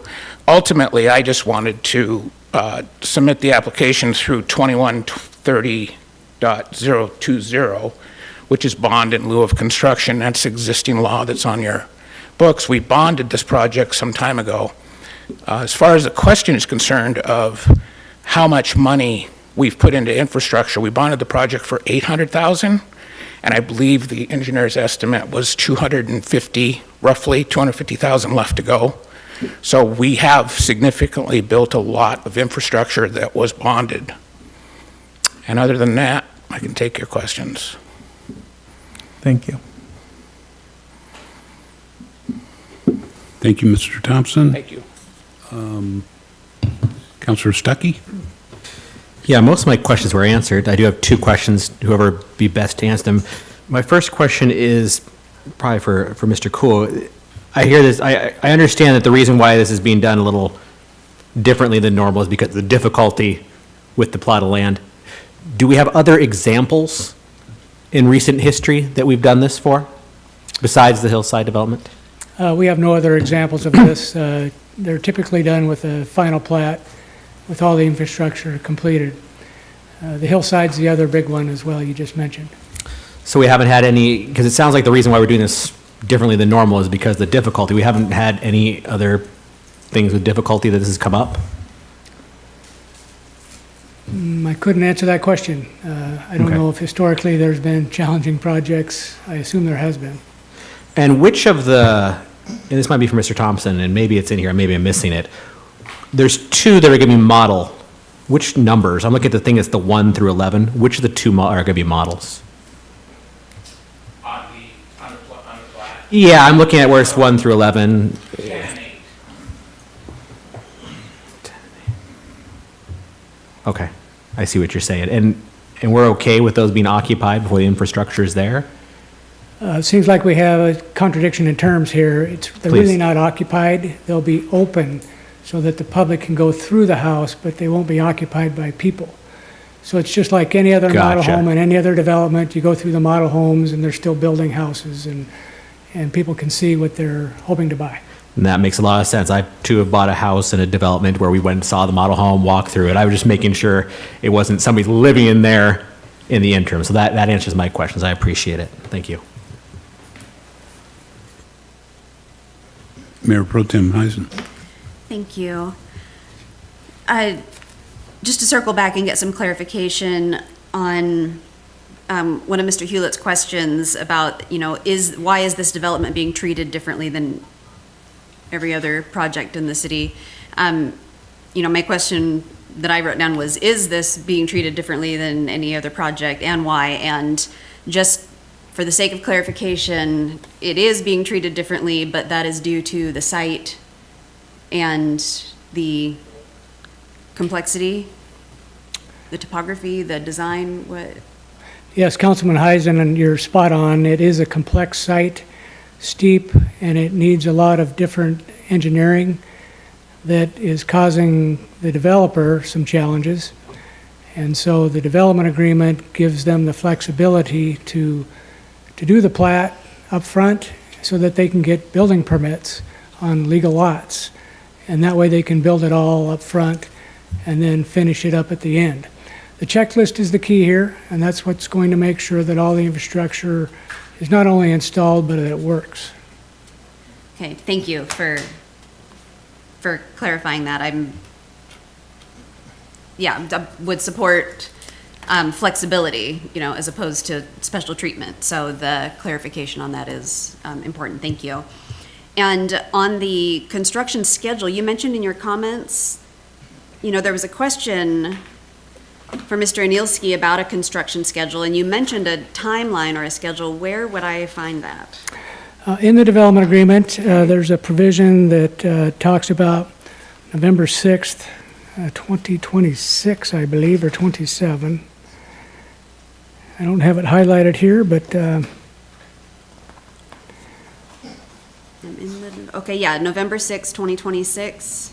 This agreement shall commence, blah, blah, blah, shall continue in force until November 6th, 2026, unless extended or terminated. So that would be, according to this agreement, the end date for the entirety of the project. Everything should be done by then. that's correct.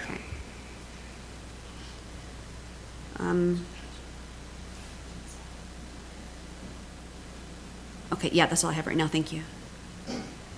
Councilor Stuckey?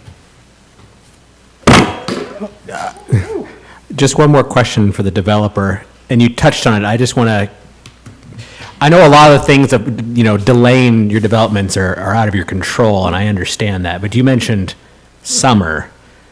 That seems pretty quick. What level of confidence are you that this can be, assuming that there are obstacles out of your control, I understand I that. don't have a real good track record in this. So you're thinking summer? So, in addition to what has happened, and I'm sure some people know what has happened, the supply chains up here were very difficult to enter into without any sort of momentum. We saw prices up to 1,100% in lumber in Washington State rise and then fall, and now, of course, it's down below market. And then the biggest problem that we have had in addition to that has been local labor. A lot of labor moved off the island during that COVID enterprise that took place. Most of those people are working in the Everett area on the rail project, and they don't plan to come back until that's completed. So we're working on a labor crew. We're up to about 15. The other thing that we're doing is we're trying to hire local labor. So we're trying to bring these people in, move them into the community. We pay good salaries. We pay over $100,000 a year to most of our employees. So we're trying to build a business network at the same time. As far as the development is concerned, I'm the last person that would like to sit on all this money that's been, put into the community to date without it getting any sort of recovery. So it doesn't grow on trees, and we do have an incentive to get these homes sold. And but to forecast what's happening in the environment right now, especially now that we have the interest rate issue that's, creeping up on top of us, increased fees, I'm going to do the best I can. And if people would possibly just call me, I could probably help with the answers rather than going through these bureaucratic processes that scares the hell out of everybody. It would probably be, good for us to communicate so we can get this done. And I do understand a neighbor's concern. I get that. But we would like to try to accelerate this as possible, and that's the reason why the city brought this to my attention and said, why don't we just get focused on this to where there's no other obstacles. Can you talk to, because I see some of these listed online, can you talk to if some of these have been pre-sold already? Well, when you say pre-sold, what do you exactly know? Well, when I go online, I just look at homes in Oak Harbor. I see homes that are for sale on the hillside. I see these homes for sale with images and renderings. Could I just buy one today? Yes, you could. Mm-hmm. You could put a deposit, a refundable deposit on a home, and it would go into escrow and be placed there, and your price for that home would be locked in. And are any of these homes gone through that process? No. Okay, thank you. Is that it? Anyone else? Councilor Hoffmeyer? I thought Councilor Stuckey was getting ready to buy a house there. I was like, what's happening? I would like to make a motion. I move to adopt Resolution Number 2307, approving a development agreement between Pacific North Group Incorporated and the City of Oak Harbor regarding the Scenic Heights planned residential development. Second. Okay, got a motion and a second. Motion reads exactly like the recommended action. That motion was made by Councilor Hoffmeyer, second by Councilor Marshall. Any other, okay, no other questions or input? All in favor of that motion signify by raising your right hand, please. Okay, so that shows 5 hands raised and 1 abstention. I think we know that about that one, so, okay. Then we will move on to next item on the agenda, which is ordinance number 1973, amending Oak Harbor Municipal Code 1860, utility system development charge. And I think for that this evening, we have our finance director, Mr. David Goldman. Mr. Goldman?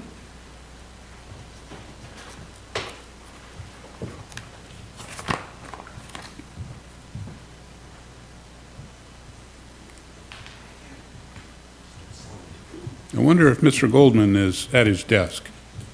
Well, he started sharing the screen. Okay? If he has technical difficulties, I think he'll come down the hall, but we can stand by a minute, Mayor. Ah, I don't know what's There going he on is. with my computer today. Some weird stuff, but here we go. Let's get this going here for you. All right. What is going on? All right, there we go. You guys can see me? can't see you, but we can see your PowerPoint. Now we can see you. Beautiful. All right, it's working good now. All right. So, good evening, Mayor Severns, City Council. It's Dave Goldman, Finance Director. This is an update to the Oak Harbor Municipal Code, Section 18.60, the Utility System Development Charges.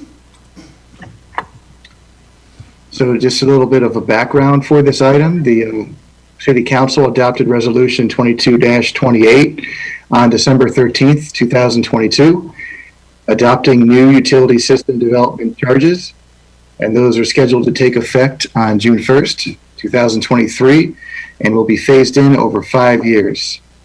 The primary changes that the City Council adopted that affect the municipal code were the adoption of a new stormwater system development charge and the adoption of a new sewer system development charge schedule for single-family homes that were, the schedule was based on the size of the dwelling units, with accessory dwelling units being charged the lowest rate no matter what their size is.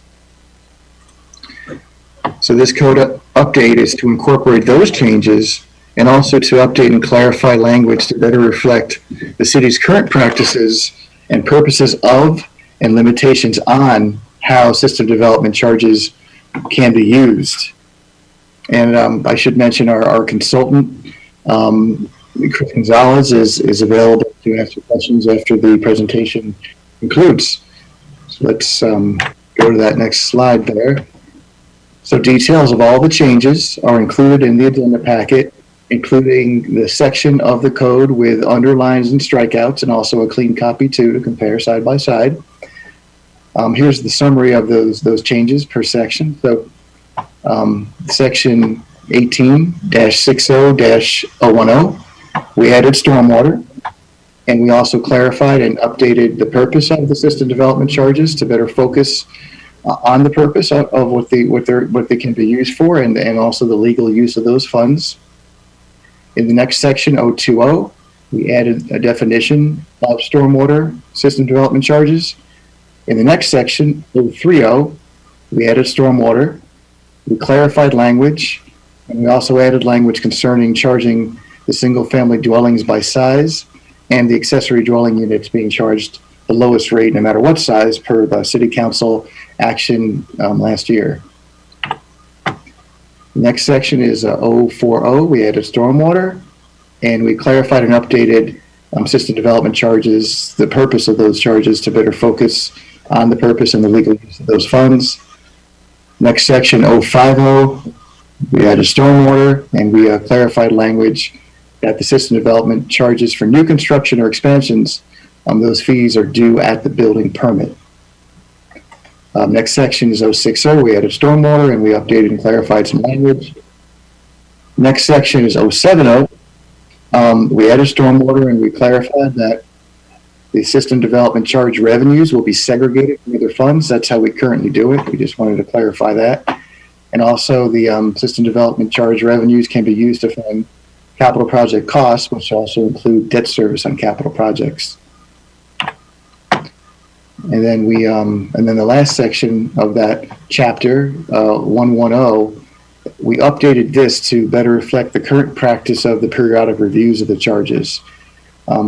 Since a comprehensive review of system development charges and also utility rates, which are closely, which are usually done at the same time, it incurs a not insignificant amount of consulting costs, and, conducting a cost study every 5 years as opposed to every 2 years was seen as a logical balance between keeping rates current and also managing those costs. The process, of course, would involve providing recommendations to City Council and letting the Council decide what to do with those recommendations. With that,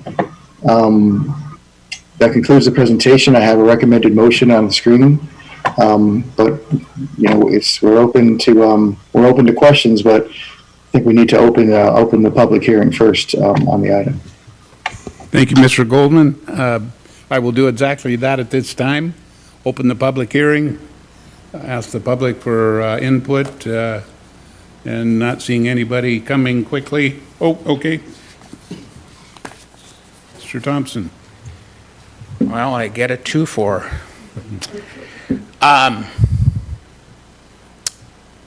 I think staff would back me in the comments that I've had about your utility charges here. It was a lure for us to come here because the utility charges were fair and reasonable. The smallest home I will build, which we were hoping to build for local people, and it's the majority of the homes, it's about 1,700 square feet.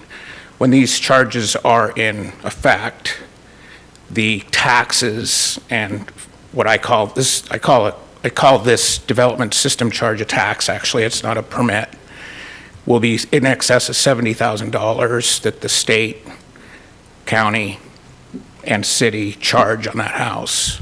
That includes all sales tax, all development fees, not the building permit, and the excise taxes that are associated to the sale.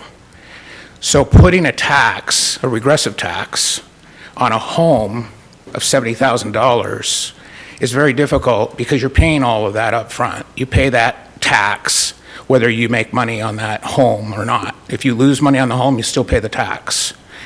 And I felt that the sewer, which, Mr. Mayor, we've all been through and tried desperately to try to figure out how to keep that price down, but we are unsuccessful, pretty much just got moved completely over to the development community. That 80 million that the sewer ran over was the number that they used that we increased the fees to for the development fees. So 100% of the development fees paid for that overage. I didn't think that that was necessarily fair in the way that that went. However, I've been an advocate of you raising the stormwater fees, actually starting the stormwater fees and raising them, and I believe that they're probably still inadequate because the sewer charge is so over adequate. As far as the water is concerned, I didn't think the water fees were fair because we don't treat our water. We buy it wholesale from Anacortes. So we don't have that treatment plant charge, but we went ahead and charged like they charge anyway, but we don't have that overhead. So the water is pretty much just a pass-through. And of course, the developer pays for all the water extension lines, and then we give that to you for free in the development, of the project. But all in all, the one that probably worked us the most was we were entitled, our project was finished, and we're going to have to go through these increases of 400 to 900% during the project. And that's about a $3 million increase to the cost of this project that we'll have to pass on to the buyer.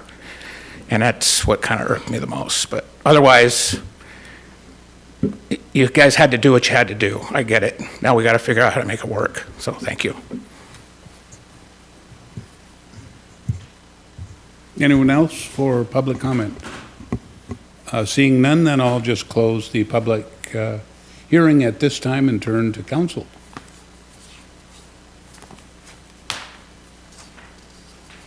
Councilor Evans? I'm very glad that Mr. Thompson's here to speak to that. I don't think I could put it into words the way that he did, but this does have a huge impact on the home price, and we're all still talking about affordable homes. I know that this is just language updates, but I think it's something that we all need to acknowledge that's happening. And I don't know how we're ever going to get homes affordable if we continue to jack up the price from our end. Thank you.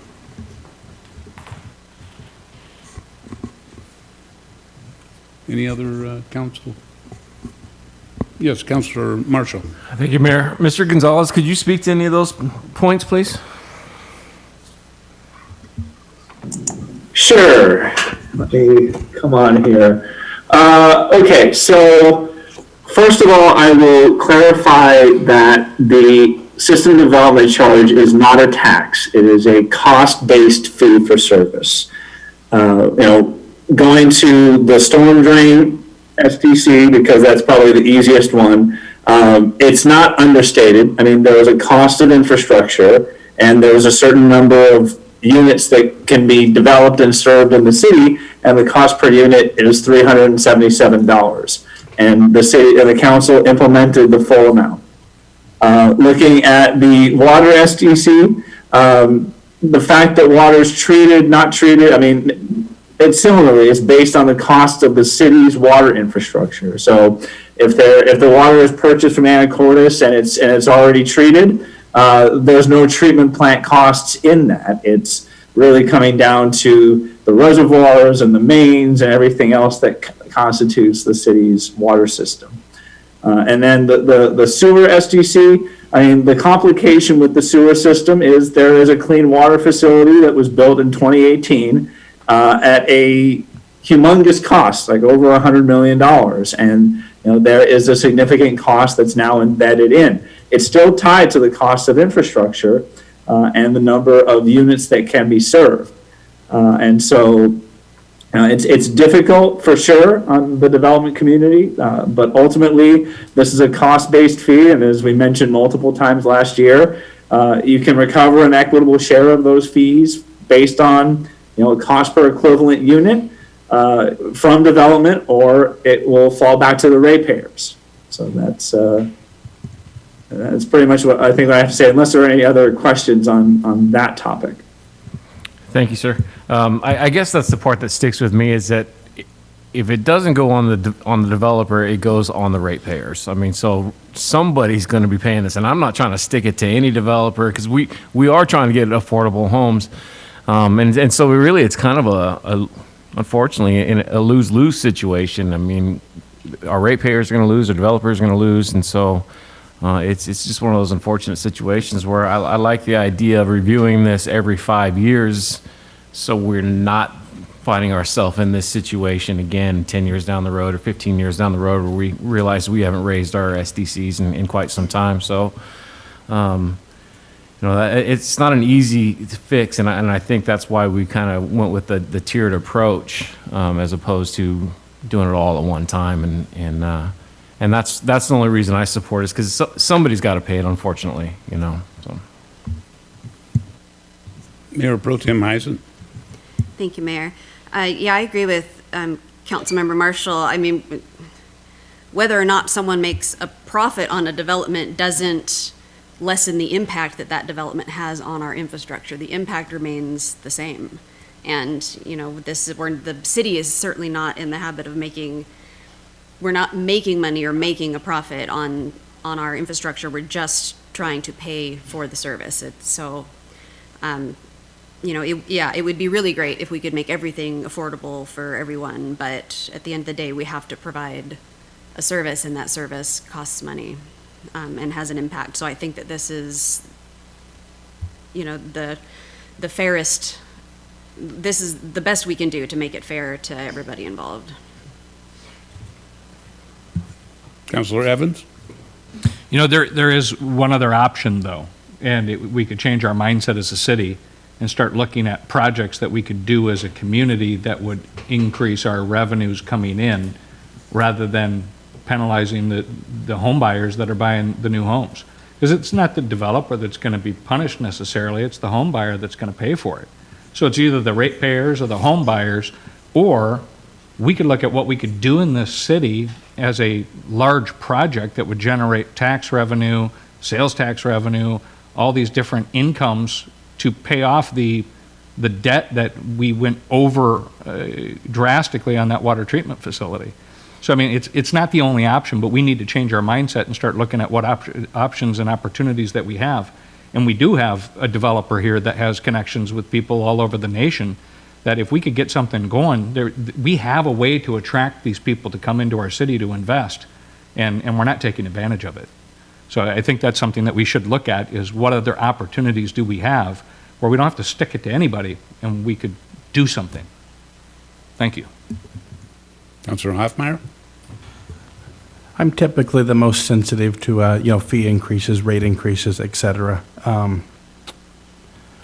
think that's why we kind of slow walked this over 5 years and increased it as little as possible with the tiered approach. The only note I was going to make tonight is, we already approved of that fee schedule. This is more just amending the municipal code to make things work. So I guess tonight, we're not really even voting on an increase. That's already been done.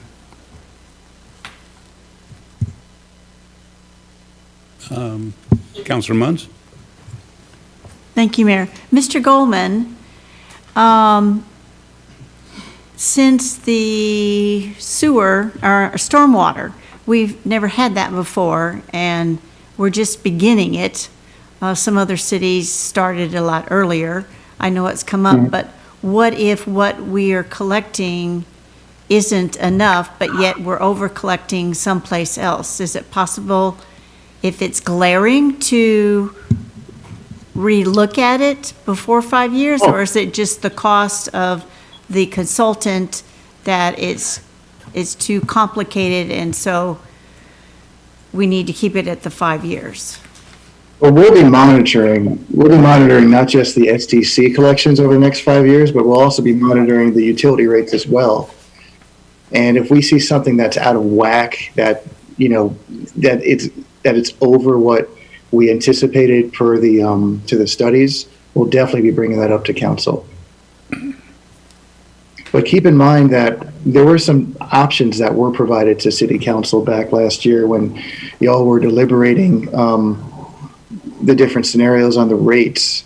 And I think the choice, I have the presentation somewhere, I could dig it up, but I believe the choice was one of the lower impacts of the different choices that were available at the time. So we're definitely going to monitor it. We do our reports to city council, and we'll be able to see how we're spending, based on our capital improvement plans, and we'll be seeing how things compare to what was included in the study that our consultants put together. Can I add something real quick? So I do want to emphasize that the SDCs are different than impact fees.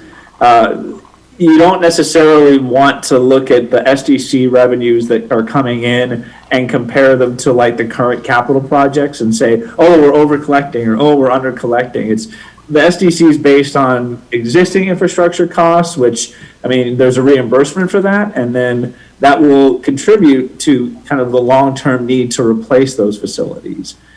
So yeah, it doesn't line up, perfectly, and based on my experience, I think it's very unlikely that you're going to over-collect SDC revenues. I mean, assuming that we set the denominator based on the capacity of the system, which is what we did. So, I mean, if anything, there'll be kind of a delayed recovery of costs as there's going to be growth that can benefit from facilities that won't connect a number of years. I just know that staff works very hard and council's very concerned with everyone's pocketbook, and people don't understand. They go on vacation or they go away for 6 months to Arizona and they want their water turned off, and yet they still get a bill and they go, why? I hadn't used any water. Well, we've got to replace the lines and the meters and all of that, and people don't always think of everything that goes into something. So I have learned that, maybe with the 2x4 at times over my head, but there's a lot that goes into it, and I don't know how to educate or keep the word out about that. And the idea that by law, we can't make money. We just keep it even as we can. And so that's all. Thank you.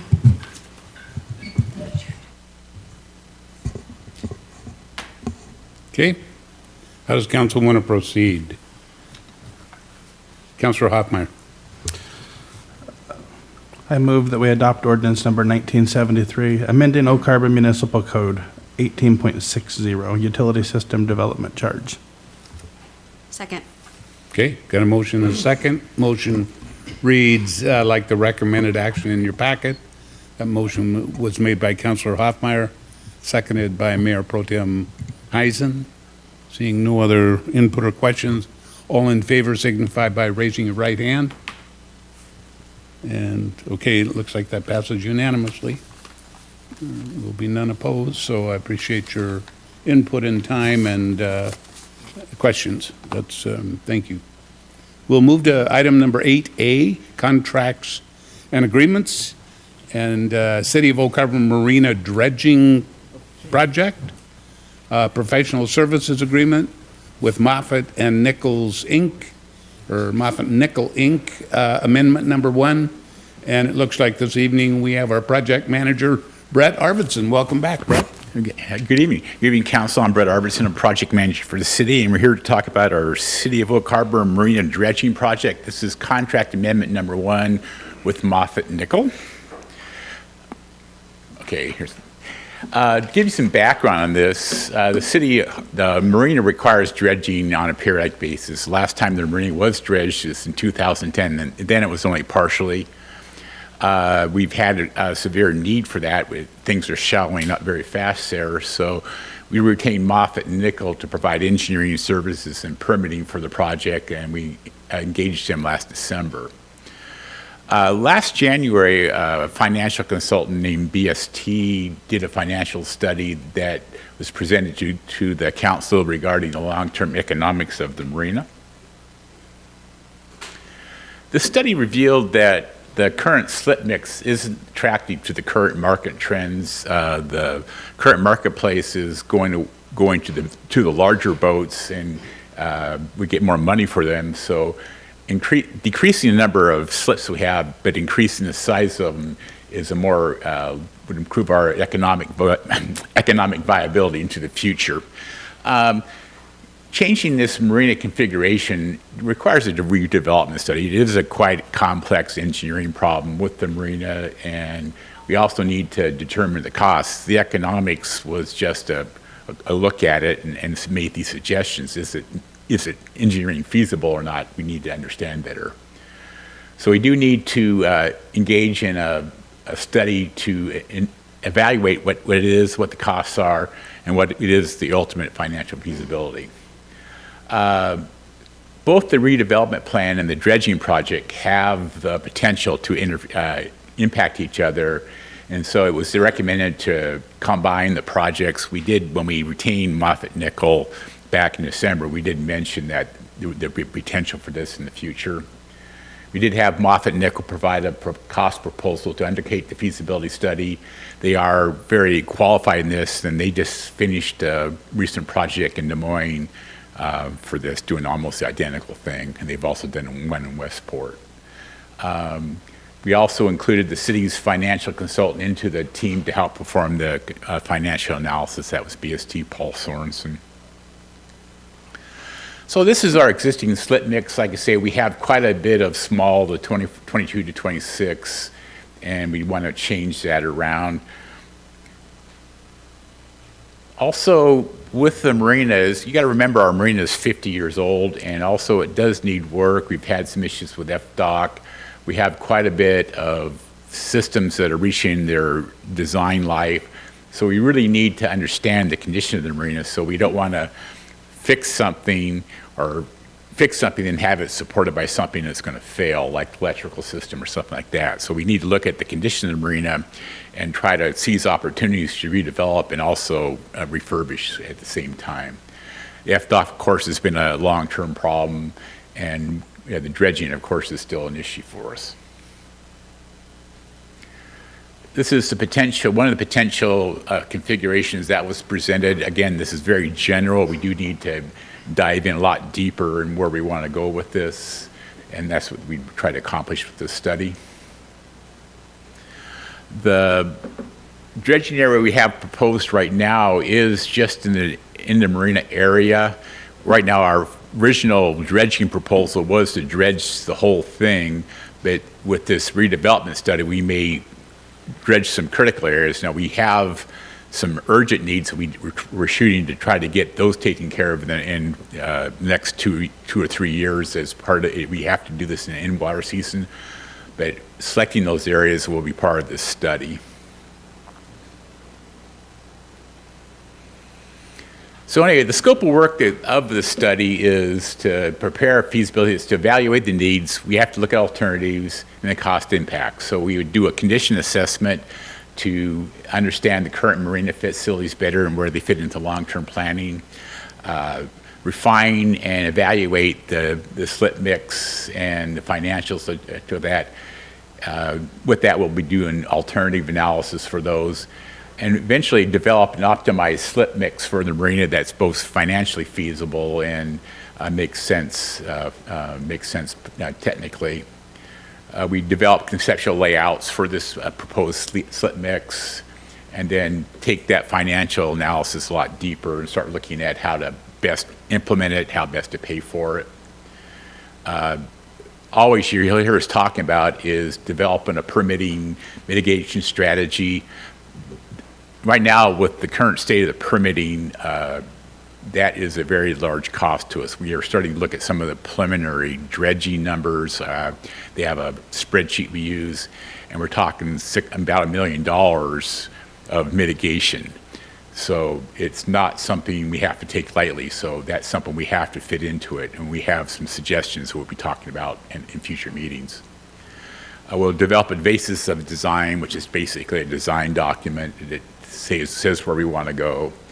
Prepare order of magnitude cost estimates, prepare the final feasibility study report.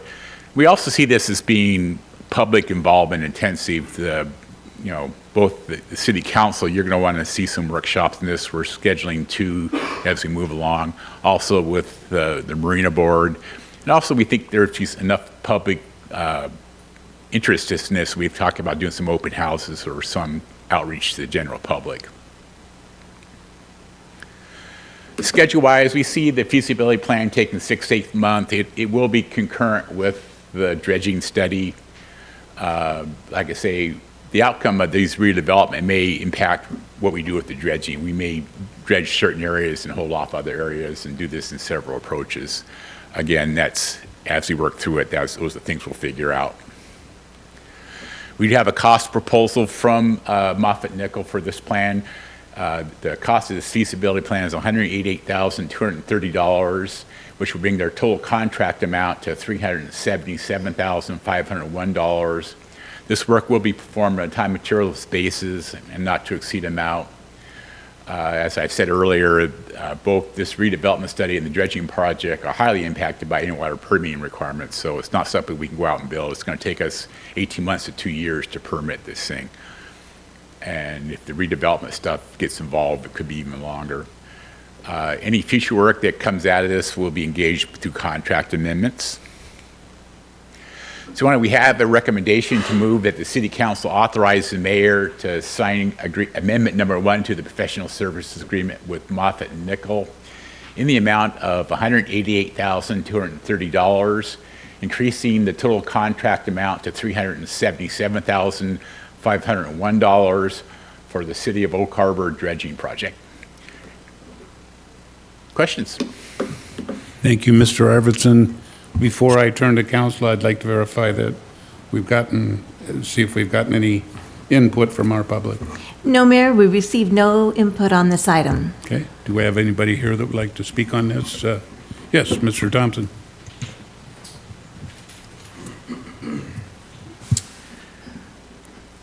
Scott Thompson, 2870 Scenic Heights Drive.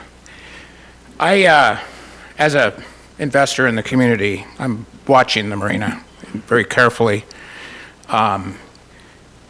In the area that we have been developing substantially in the southwest area of the United States, there's about 18 of us that own marinas up the Colorado River. Every single river marina and every single lake marina is privately owned.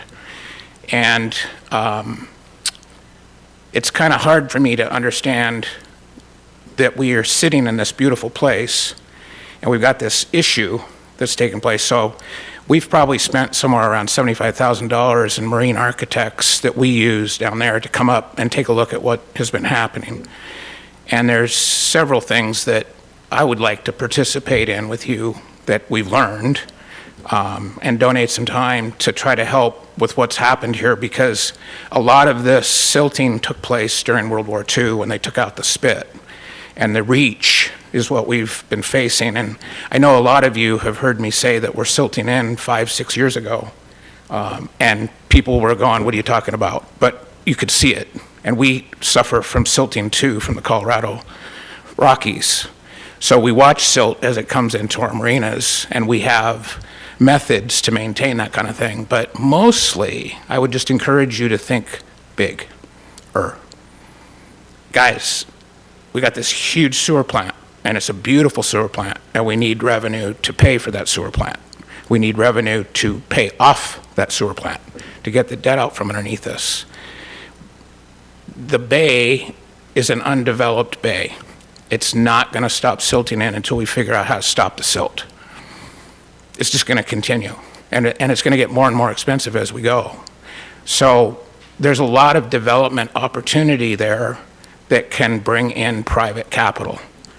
And I would just really encourage you all to really pay attention to what we're doing here, because 2 years of study on a very small plan like this could be 2 years of study of a very large plan that would solve the problem. So again, and my past comments was not designed from the water and sewer issue to put you into a bad situation. My comments were, we have these fees that are coming at us, and we've got to figure out how to get the other side of the balance sheet to work, or we're going to run everybody out of town with taxes and fees. So it's my 2 cents, but I'd love to chat with you guys about what we've learned. Thank you. Thank you, Mr. Thompson. Anyone else for public comment? Okay, let's turn to council. Or, yes, Councilor Munns. Have we had to pay a mitigation cost before? I don't remember that. No, actually, it's a new program that came out in 2019, and it's kind of upending the whole in-water marine environment, and that's why I'm trying to harp on it. Is I'm looking at a proposal for doing an outfall improvement down on by Windjammer, and we're talking about that. So to us, it's a new area, and it's also not very well defined. We have this cool spreadsheet that I've actually played with, and you don't know what's going into it. So it's an area of, how you say, increasing complexity that we're starting to see. So one thing we are looking at very strongly as part of that is we can get mitigation credits for doing our own stuff. So if we do shoreline improvements, so if you look at phase 2 Windjammer that we proposed, we had shoreline improvement. We can get credits for that. We talked about doing some frontage improvements along the Marina. We can get credits for that. Taking out creosote piles, we can do credits for that. So as we look at this redevelopment plan, if we got piles we have to pull anyway, get rid of the creosote, the boat we have to remove are credits. So we're trying to keep the credits in the community as much as possible, but right now, like I said, I saw a preliminary spreadsheet of our dredging, and it was $970,000, and the credits right now are running about $1,700 a credit. So again, it's a new ball game we have to deal with, and we'll be talking to you in more detail about it as we move forward with the presentations on it. But it's something I'm starting to see in other projects, so it's concerning. Where does the mitigation money go to? What happens is they're creating mitigation banks. So you have somebody's, we could, in the past, we've sent money to Coronet Bay or someplace like that. So you have somebody who's developing credits, you can buy into their project and buy the credits. So it's sort of, if you've ever been around wetlands banking, it works the same way. So again, I hope to give you a little bit more detailed conversation about it because we're just now coming up to speed. But it is something we have to keep in the back of our minds that we're paying more than just the construction costs that we have typically paid. Thank you very much. Councilor Evans. It might not be a great analogy, but if you have a water leak in your house, you don't pay people to come empty out the water. You pay them to find where the leak is to stop it.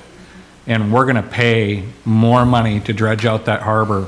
And, Mr. Thompson said it well. And, I developed a relationship with Mr. Thompson and his group because of, years, probably 5 years of getting to know him and his group as the Main Street president and learning all the things that they've spent 45 years learning. And it seems like such common sense. You got to put a barrier in to stop that silt, or we're just going to continue paying. I do think we really got to sit back and look at what we're doing before we continue to dump money into this thing just to keep boats coming in. May I add something on that? As part of our dredging study, we do have a hydrodynamic study already under contract. Okay, which does what?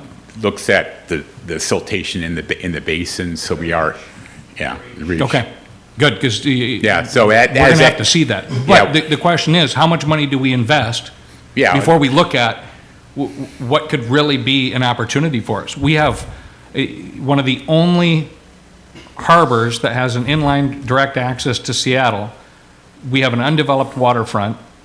We're in a beautiful spot, guys, and we are not taking advantage of that waterfront in any way, shape, or form. And this could be an opportunity for us to not only fix a problem, but really improve what we've got out at that waterfront. So let's take a step back and look at what opportunities we have. Councilor Hoffmeyer? Yeah, you guys are very much right about the silt. I think it would have been in the 1940s when that spit was removed so they could land the seaplanes.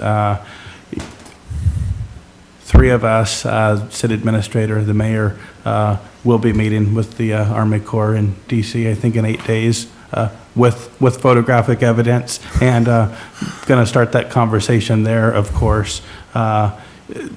The reach of the sediment, having that in this feasibility study is very important. And there's a mitigation site study that the Corps did that you need to take with you. I can provide that. Yeah, we shouldn't, Perfect. Thank you, though. I see the city administrator writing that down. Thank you very much. I guess the question is, this feasibility study, though, is it progressing in a way to where it's opening the door to where we could think much bigger as it progresses? Right now, we're trying to keep the study around the existing marina because that's where the financial direction came from. As we've internally had discussions about the mitigation, the shoreline, a lot of this stuff I think is no longer a luxury, it's becoming a necessity for us. If we, like I said, I'd rather spend $1 million in mitigation in our city than send it down to some project in Edmonds or something like that. So this helps us get a start on what we have to look at. I've got another project where I'm doing an outfall, and so we do have, if you start looking at the citywide, we may have enough, the ability to improve our city and get the credits for it. So we're getting two bangs for a buck. But that's something we have to work through. And I think this step is the first step, helps us get started. But to me, it's going to be a much larger conversation that we need to have. What are we going to do with the shoreline? What do we want to accomplish there? But I'm also seeing opportunity for us to. We've had discussions about doing this, and this may be some impetus for us to move forward even faster. Well, we've got our grant coordinator who is just amazing, right? I seen a new grant, I think it was yesterday, for removing derelict buildings and pilings from the water. There's a lot of grants out there for, taking hard armoring off of a beach and putting a soft beach in. If you do a grant like that, for instance, do you still get credit for that as mitigation? Well, that's a lot of the grants we're seeing are coming from the Puget Sound Partnership, and what they're doing is getting people together and say, we can help you with your project if we get some of the credits. So we've actually had conversations with them. So to me, is having a clear plan allows us to chase that money a lot more effectively. And like I say, this to me is a major first step because we are starting to identify our needs real well. We haven't identified our resources on the mitigation side, but we do have people, one of the sub-consultants for Moffat Nichol is going to help us with some of those conversations. But I do think Chris and I have talked about, definitely we need to chase the money.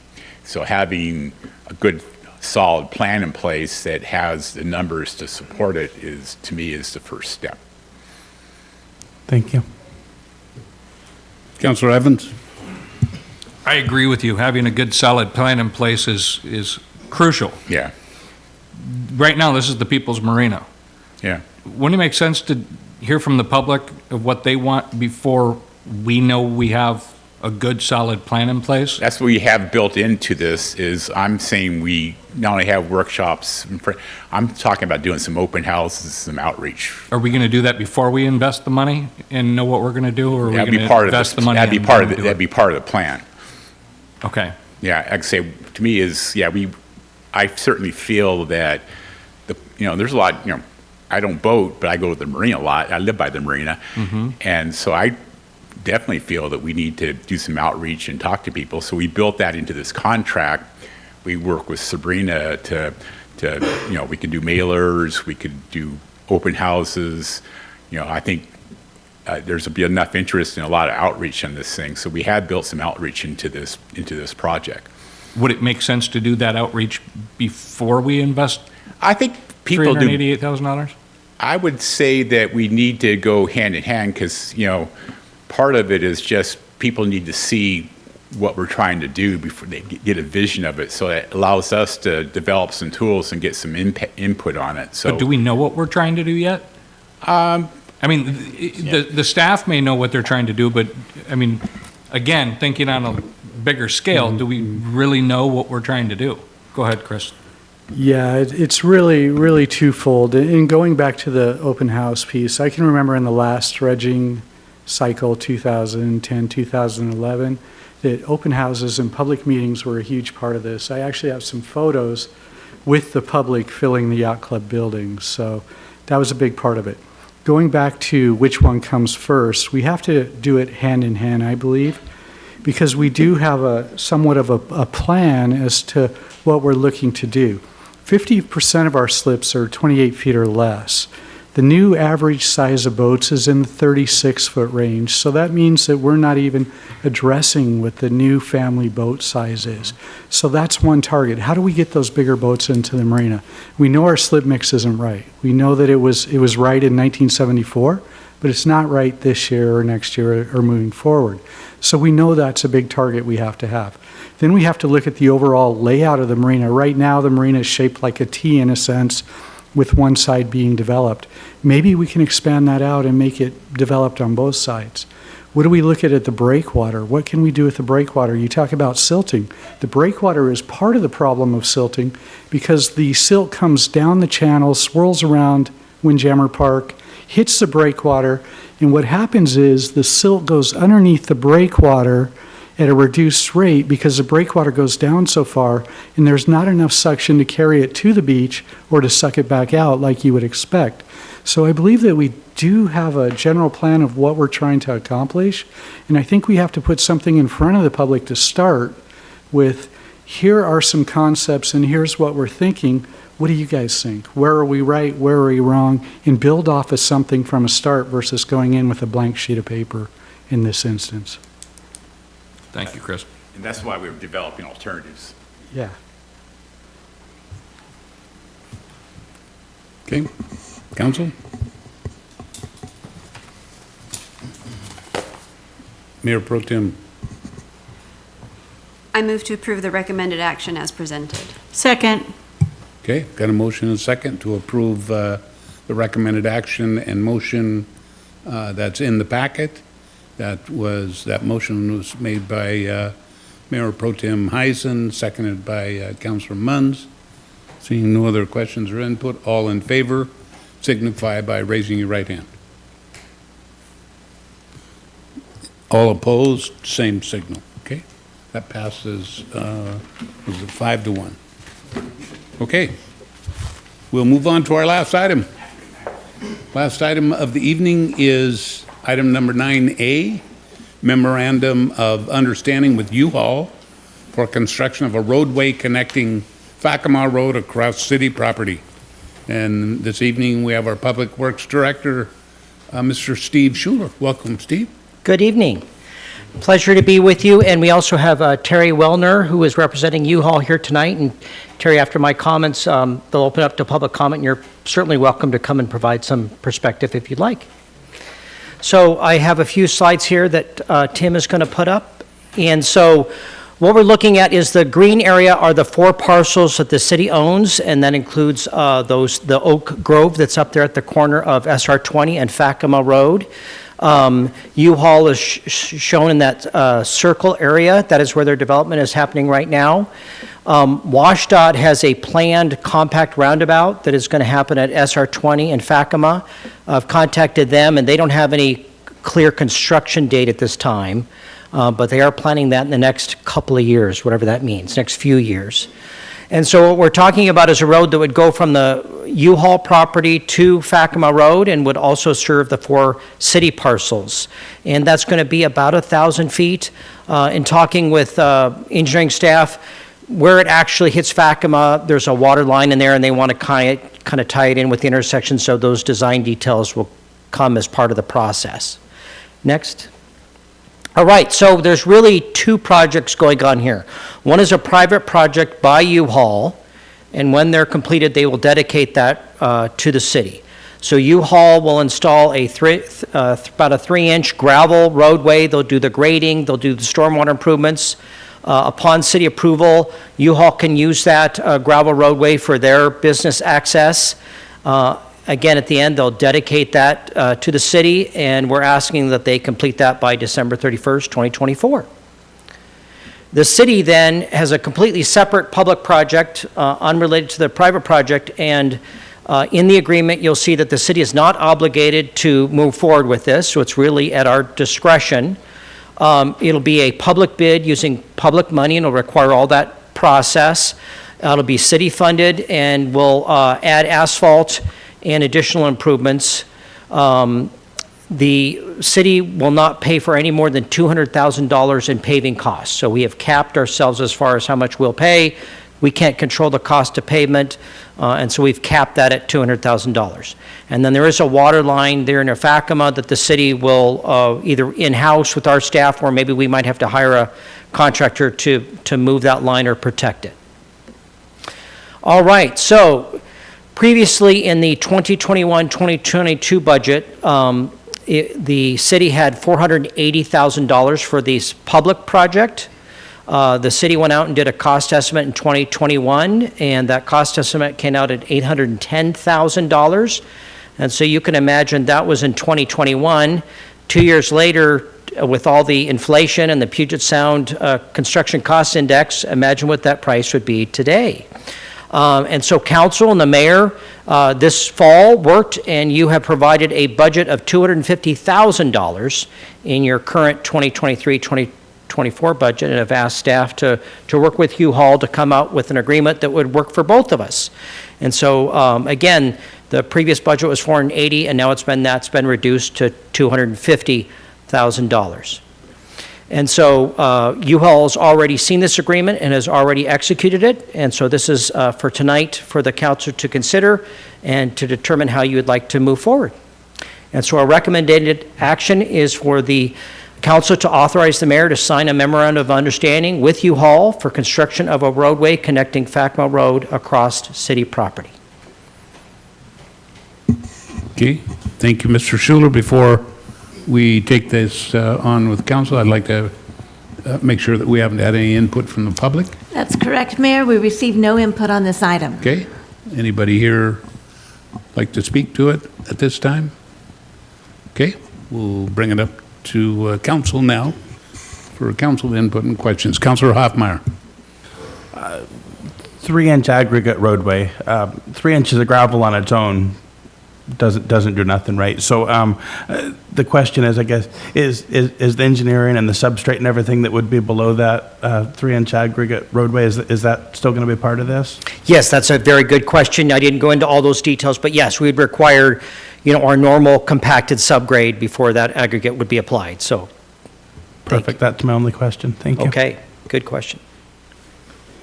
Councilor Munt. Thank you, Mayor. Mr. Schultz, so I heard moving the pipe on Fakkema. Does any of this coincide with DOT's projection of who knows when they're going to put in the roundabout and where pipes are? Because, when they improve the road, we get stuck moving that stuff and have to pay the cost. So I'm just throwing it out there. That's all. Yes, we're dealing with one of those on Lake Campbell, as you know, and so you're right, it would be the same water line, but that really will be a separate project down the road near SR20. Where we will have to protect our water line or move it is really, east on Fakkema, quite a few hundred feet. Okay, thank you. Yes. Councilor Marshall. Thank you, Mayor. Mr. Schuler, do we have an estimate on what it would cost to either move or protect that water line? No, we don't. So what we did is, in working collaboratively with U-Haul, we capped our paving costs at $200,000. So that'll leave about $50,000 to take care of that water line. And so it'll be our goal to try to stay under that. And if we can't, we'll come back to council. But again, at this point, I'm hoping that either we can just protect it by putting a casing over it and put the road over it. And that is a common thing. So we're still working out those design details. But in essence, that's where that $50,000 is for, is to cover some of those costs of that water line. Councilor Stuckey. Well, we've certainly come a long way with this. Shout out to Councilman Marshall, who came in here one day and started saying, hey, why are we spending $80,000? But of course, that tipped off the paper, and then the headline, whether misguided or not, said, city building private road for private business, which wasn't great. And now here we are going from 480 to 810 to 250. It's a nice thing, a nice compromise you met. I just want to have a question and confirm. My question is, the city is not obligated to improve upon the temporary roadway. So am I reading this correctly that one could assume we would do the 200,000, we're actually not obligated to do so. Is that correct? Correct. And I give credit to our wonderful city attorney who, wrote in language that gives the city a lot of options as we move forward in the future. Okay. And then just to confirm, and maybe this is a question for our finance director, this money, can we confirm that this is pretty much coming out of impact fees? Is that correct? And Yeah, I can that is answer that. correct. Oh, go ahead. I'm sorry, Mr. Gold. Yes, that is correct. It's coming out of impact fees. Can you, I think we know, but just in case for those who are listening, can you give the quick snippet on those impact fees, how they are required, and kind of the brief version of what impact fees are used for in this case? Yes, impact fees are to offset the impact that new development has on the infrastructure of a city. So impact fees must be used for expansion. They can't be used for just maintenance, unless, of course, or replacement, unless, of course, the replacement is increasing something. So, for example, if you had traffic impact fees and you had a road that was 2 lanes and you were increasing that road to 4 lanes, you could use impact fees to do something like that. And who pays those impact fees? The development community pays those impact fees at the time of, they come in for their development plans or building permit or whatnot. So I guess the roundabout logic I'm getting here is, it's not, why we want to be careful with our money spending. It's not the taxpayers putting up $200,000 for this. It's the impact fees from the developer that is providing for that. So it is important to judge where the money is coming from. And it's used to mitigate the impact. So this is using exactly what we're paying for it the exact way that we should. So just some thoughts. Councilor Marshall. Thank you. Do we have an estimate when the project to be done? And because my concern is if the road doesn't have to be completed until 2024, but the project opens sooner than that, will that road get degraded in time before before the city has a chance or somebody come in and actually pave it? So will there be if there's a time lapse, will there be necessary repairs that need to be made to that surface before we actually pave it? Yeah, again, a very good question. Yes, the city could have to come out before we pave, and what we would expect as part of our paving, we'd put down additional aggregate, either additional base course or top course. And so before they did that, I could see them having to regrade that road after it being used. Oftentimes, though, it is nice from an engineering perspective to have the subgrade and a layer of rock, because then all those soft areas that you didn't quite get discovered as it gets used. And as U-Haul drives trucks over it, we'll know exactly where those are. So when we come back, one of the best ways to build a road is to kind of do this and then let it get used for, over the winter and over the summer, and then come back and, again, fill in all those soft areas. And then when you put down the second layer of rock and you put down the paving, you've got a road that'll last you decades. So, yeah.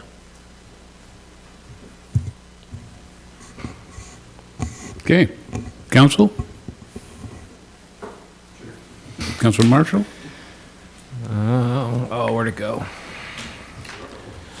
I move to authorize the mayor to sign a memorandum of understanding with U-Haul for the construction of a roadway connecting Fakkema Road across city property. Second. Okay, we've got a motion and a second. That motion reads exactly like the recommended action in the packet. That motion was made by Councilor Marshall and seconded by Councilor Munns. No other questions or input. All in favor signify by raising your right hand, please. That passes 6-0. So with that, I believe we've completed our agenda. Does council have any other items to discuss? Seeing none, I would entertain a motion. Motion to adjourn. Yes. Second? Is there a second? Second. Got a motion and a second. And we'll just wave goodbye by approving it. Okay. Thank you, council.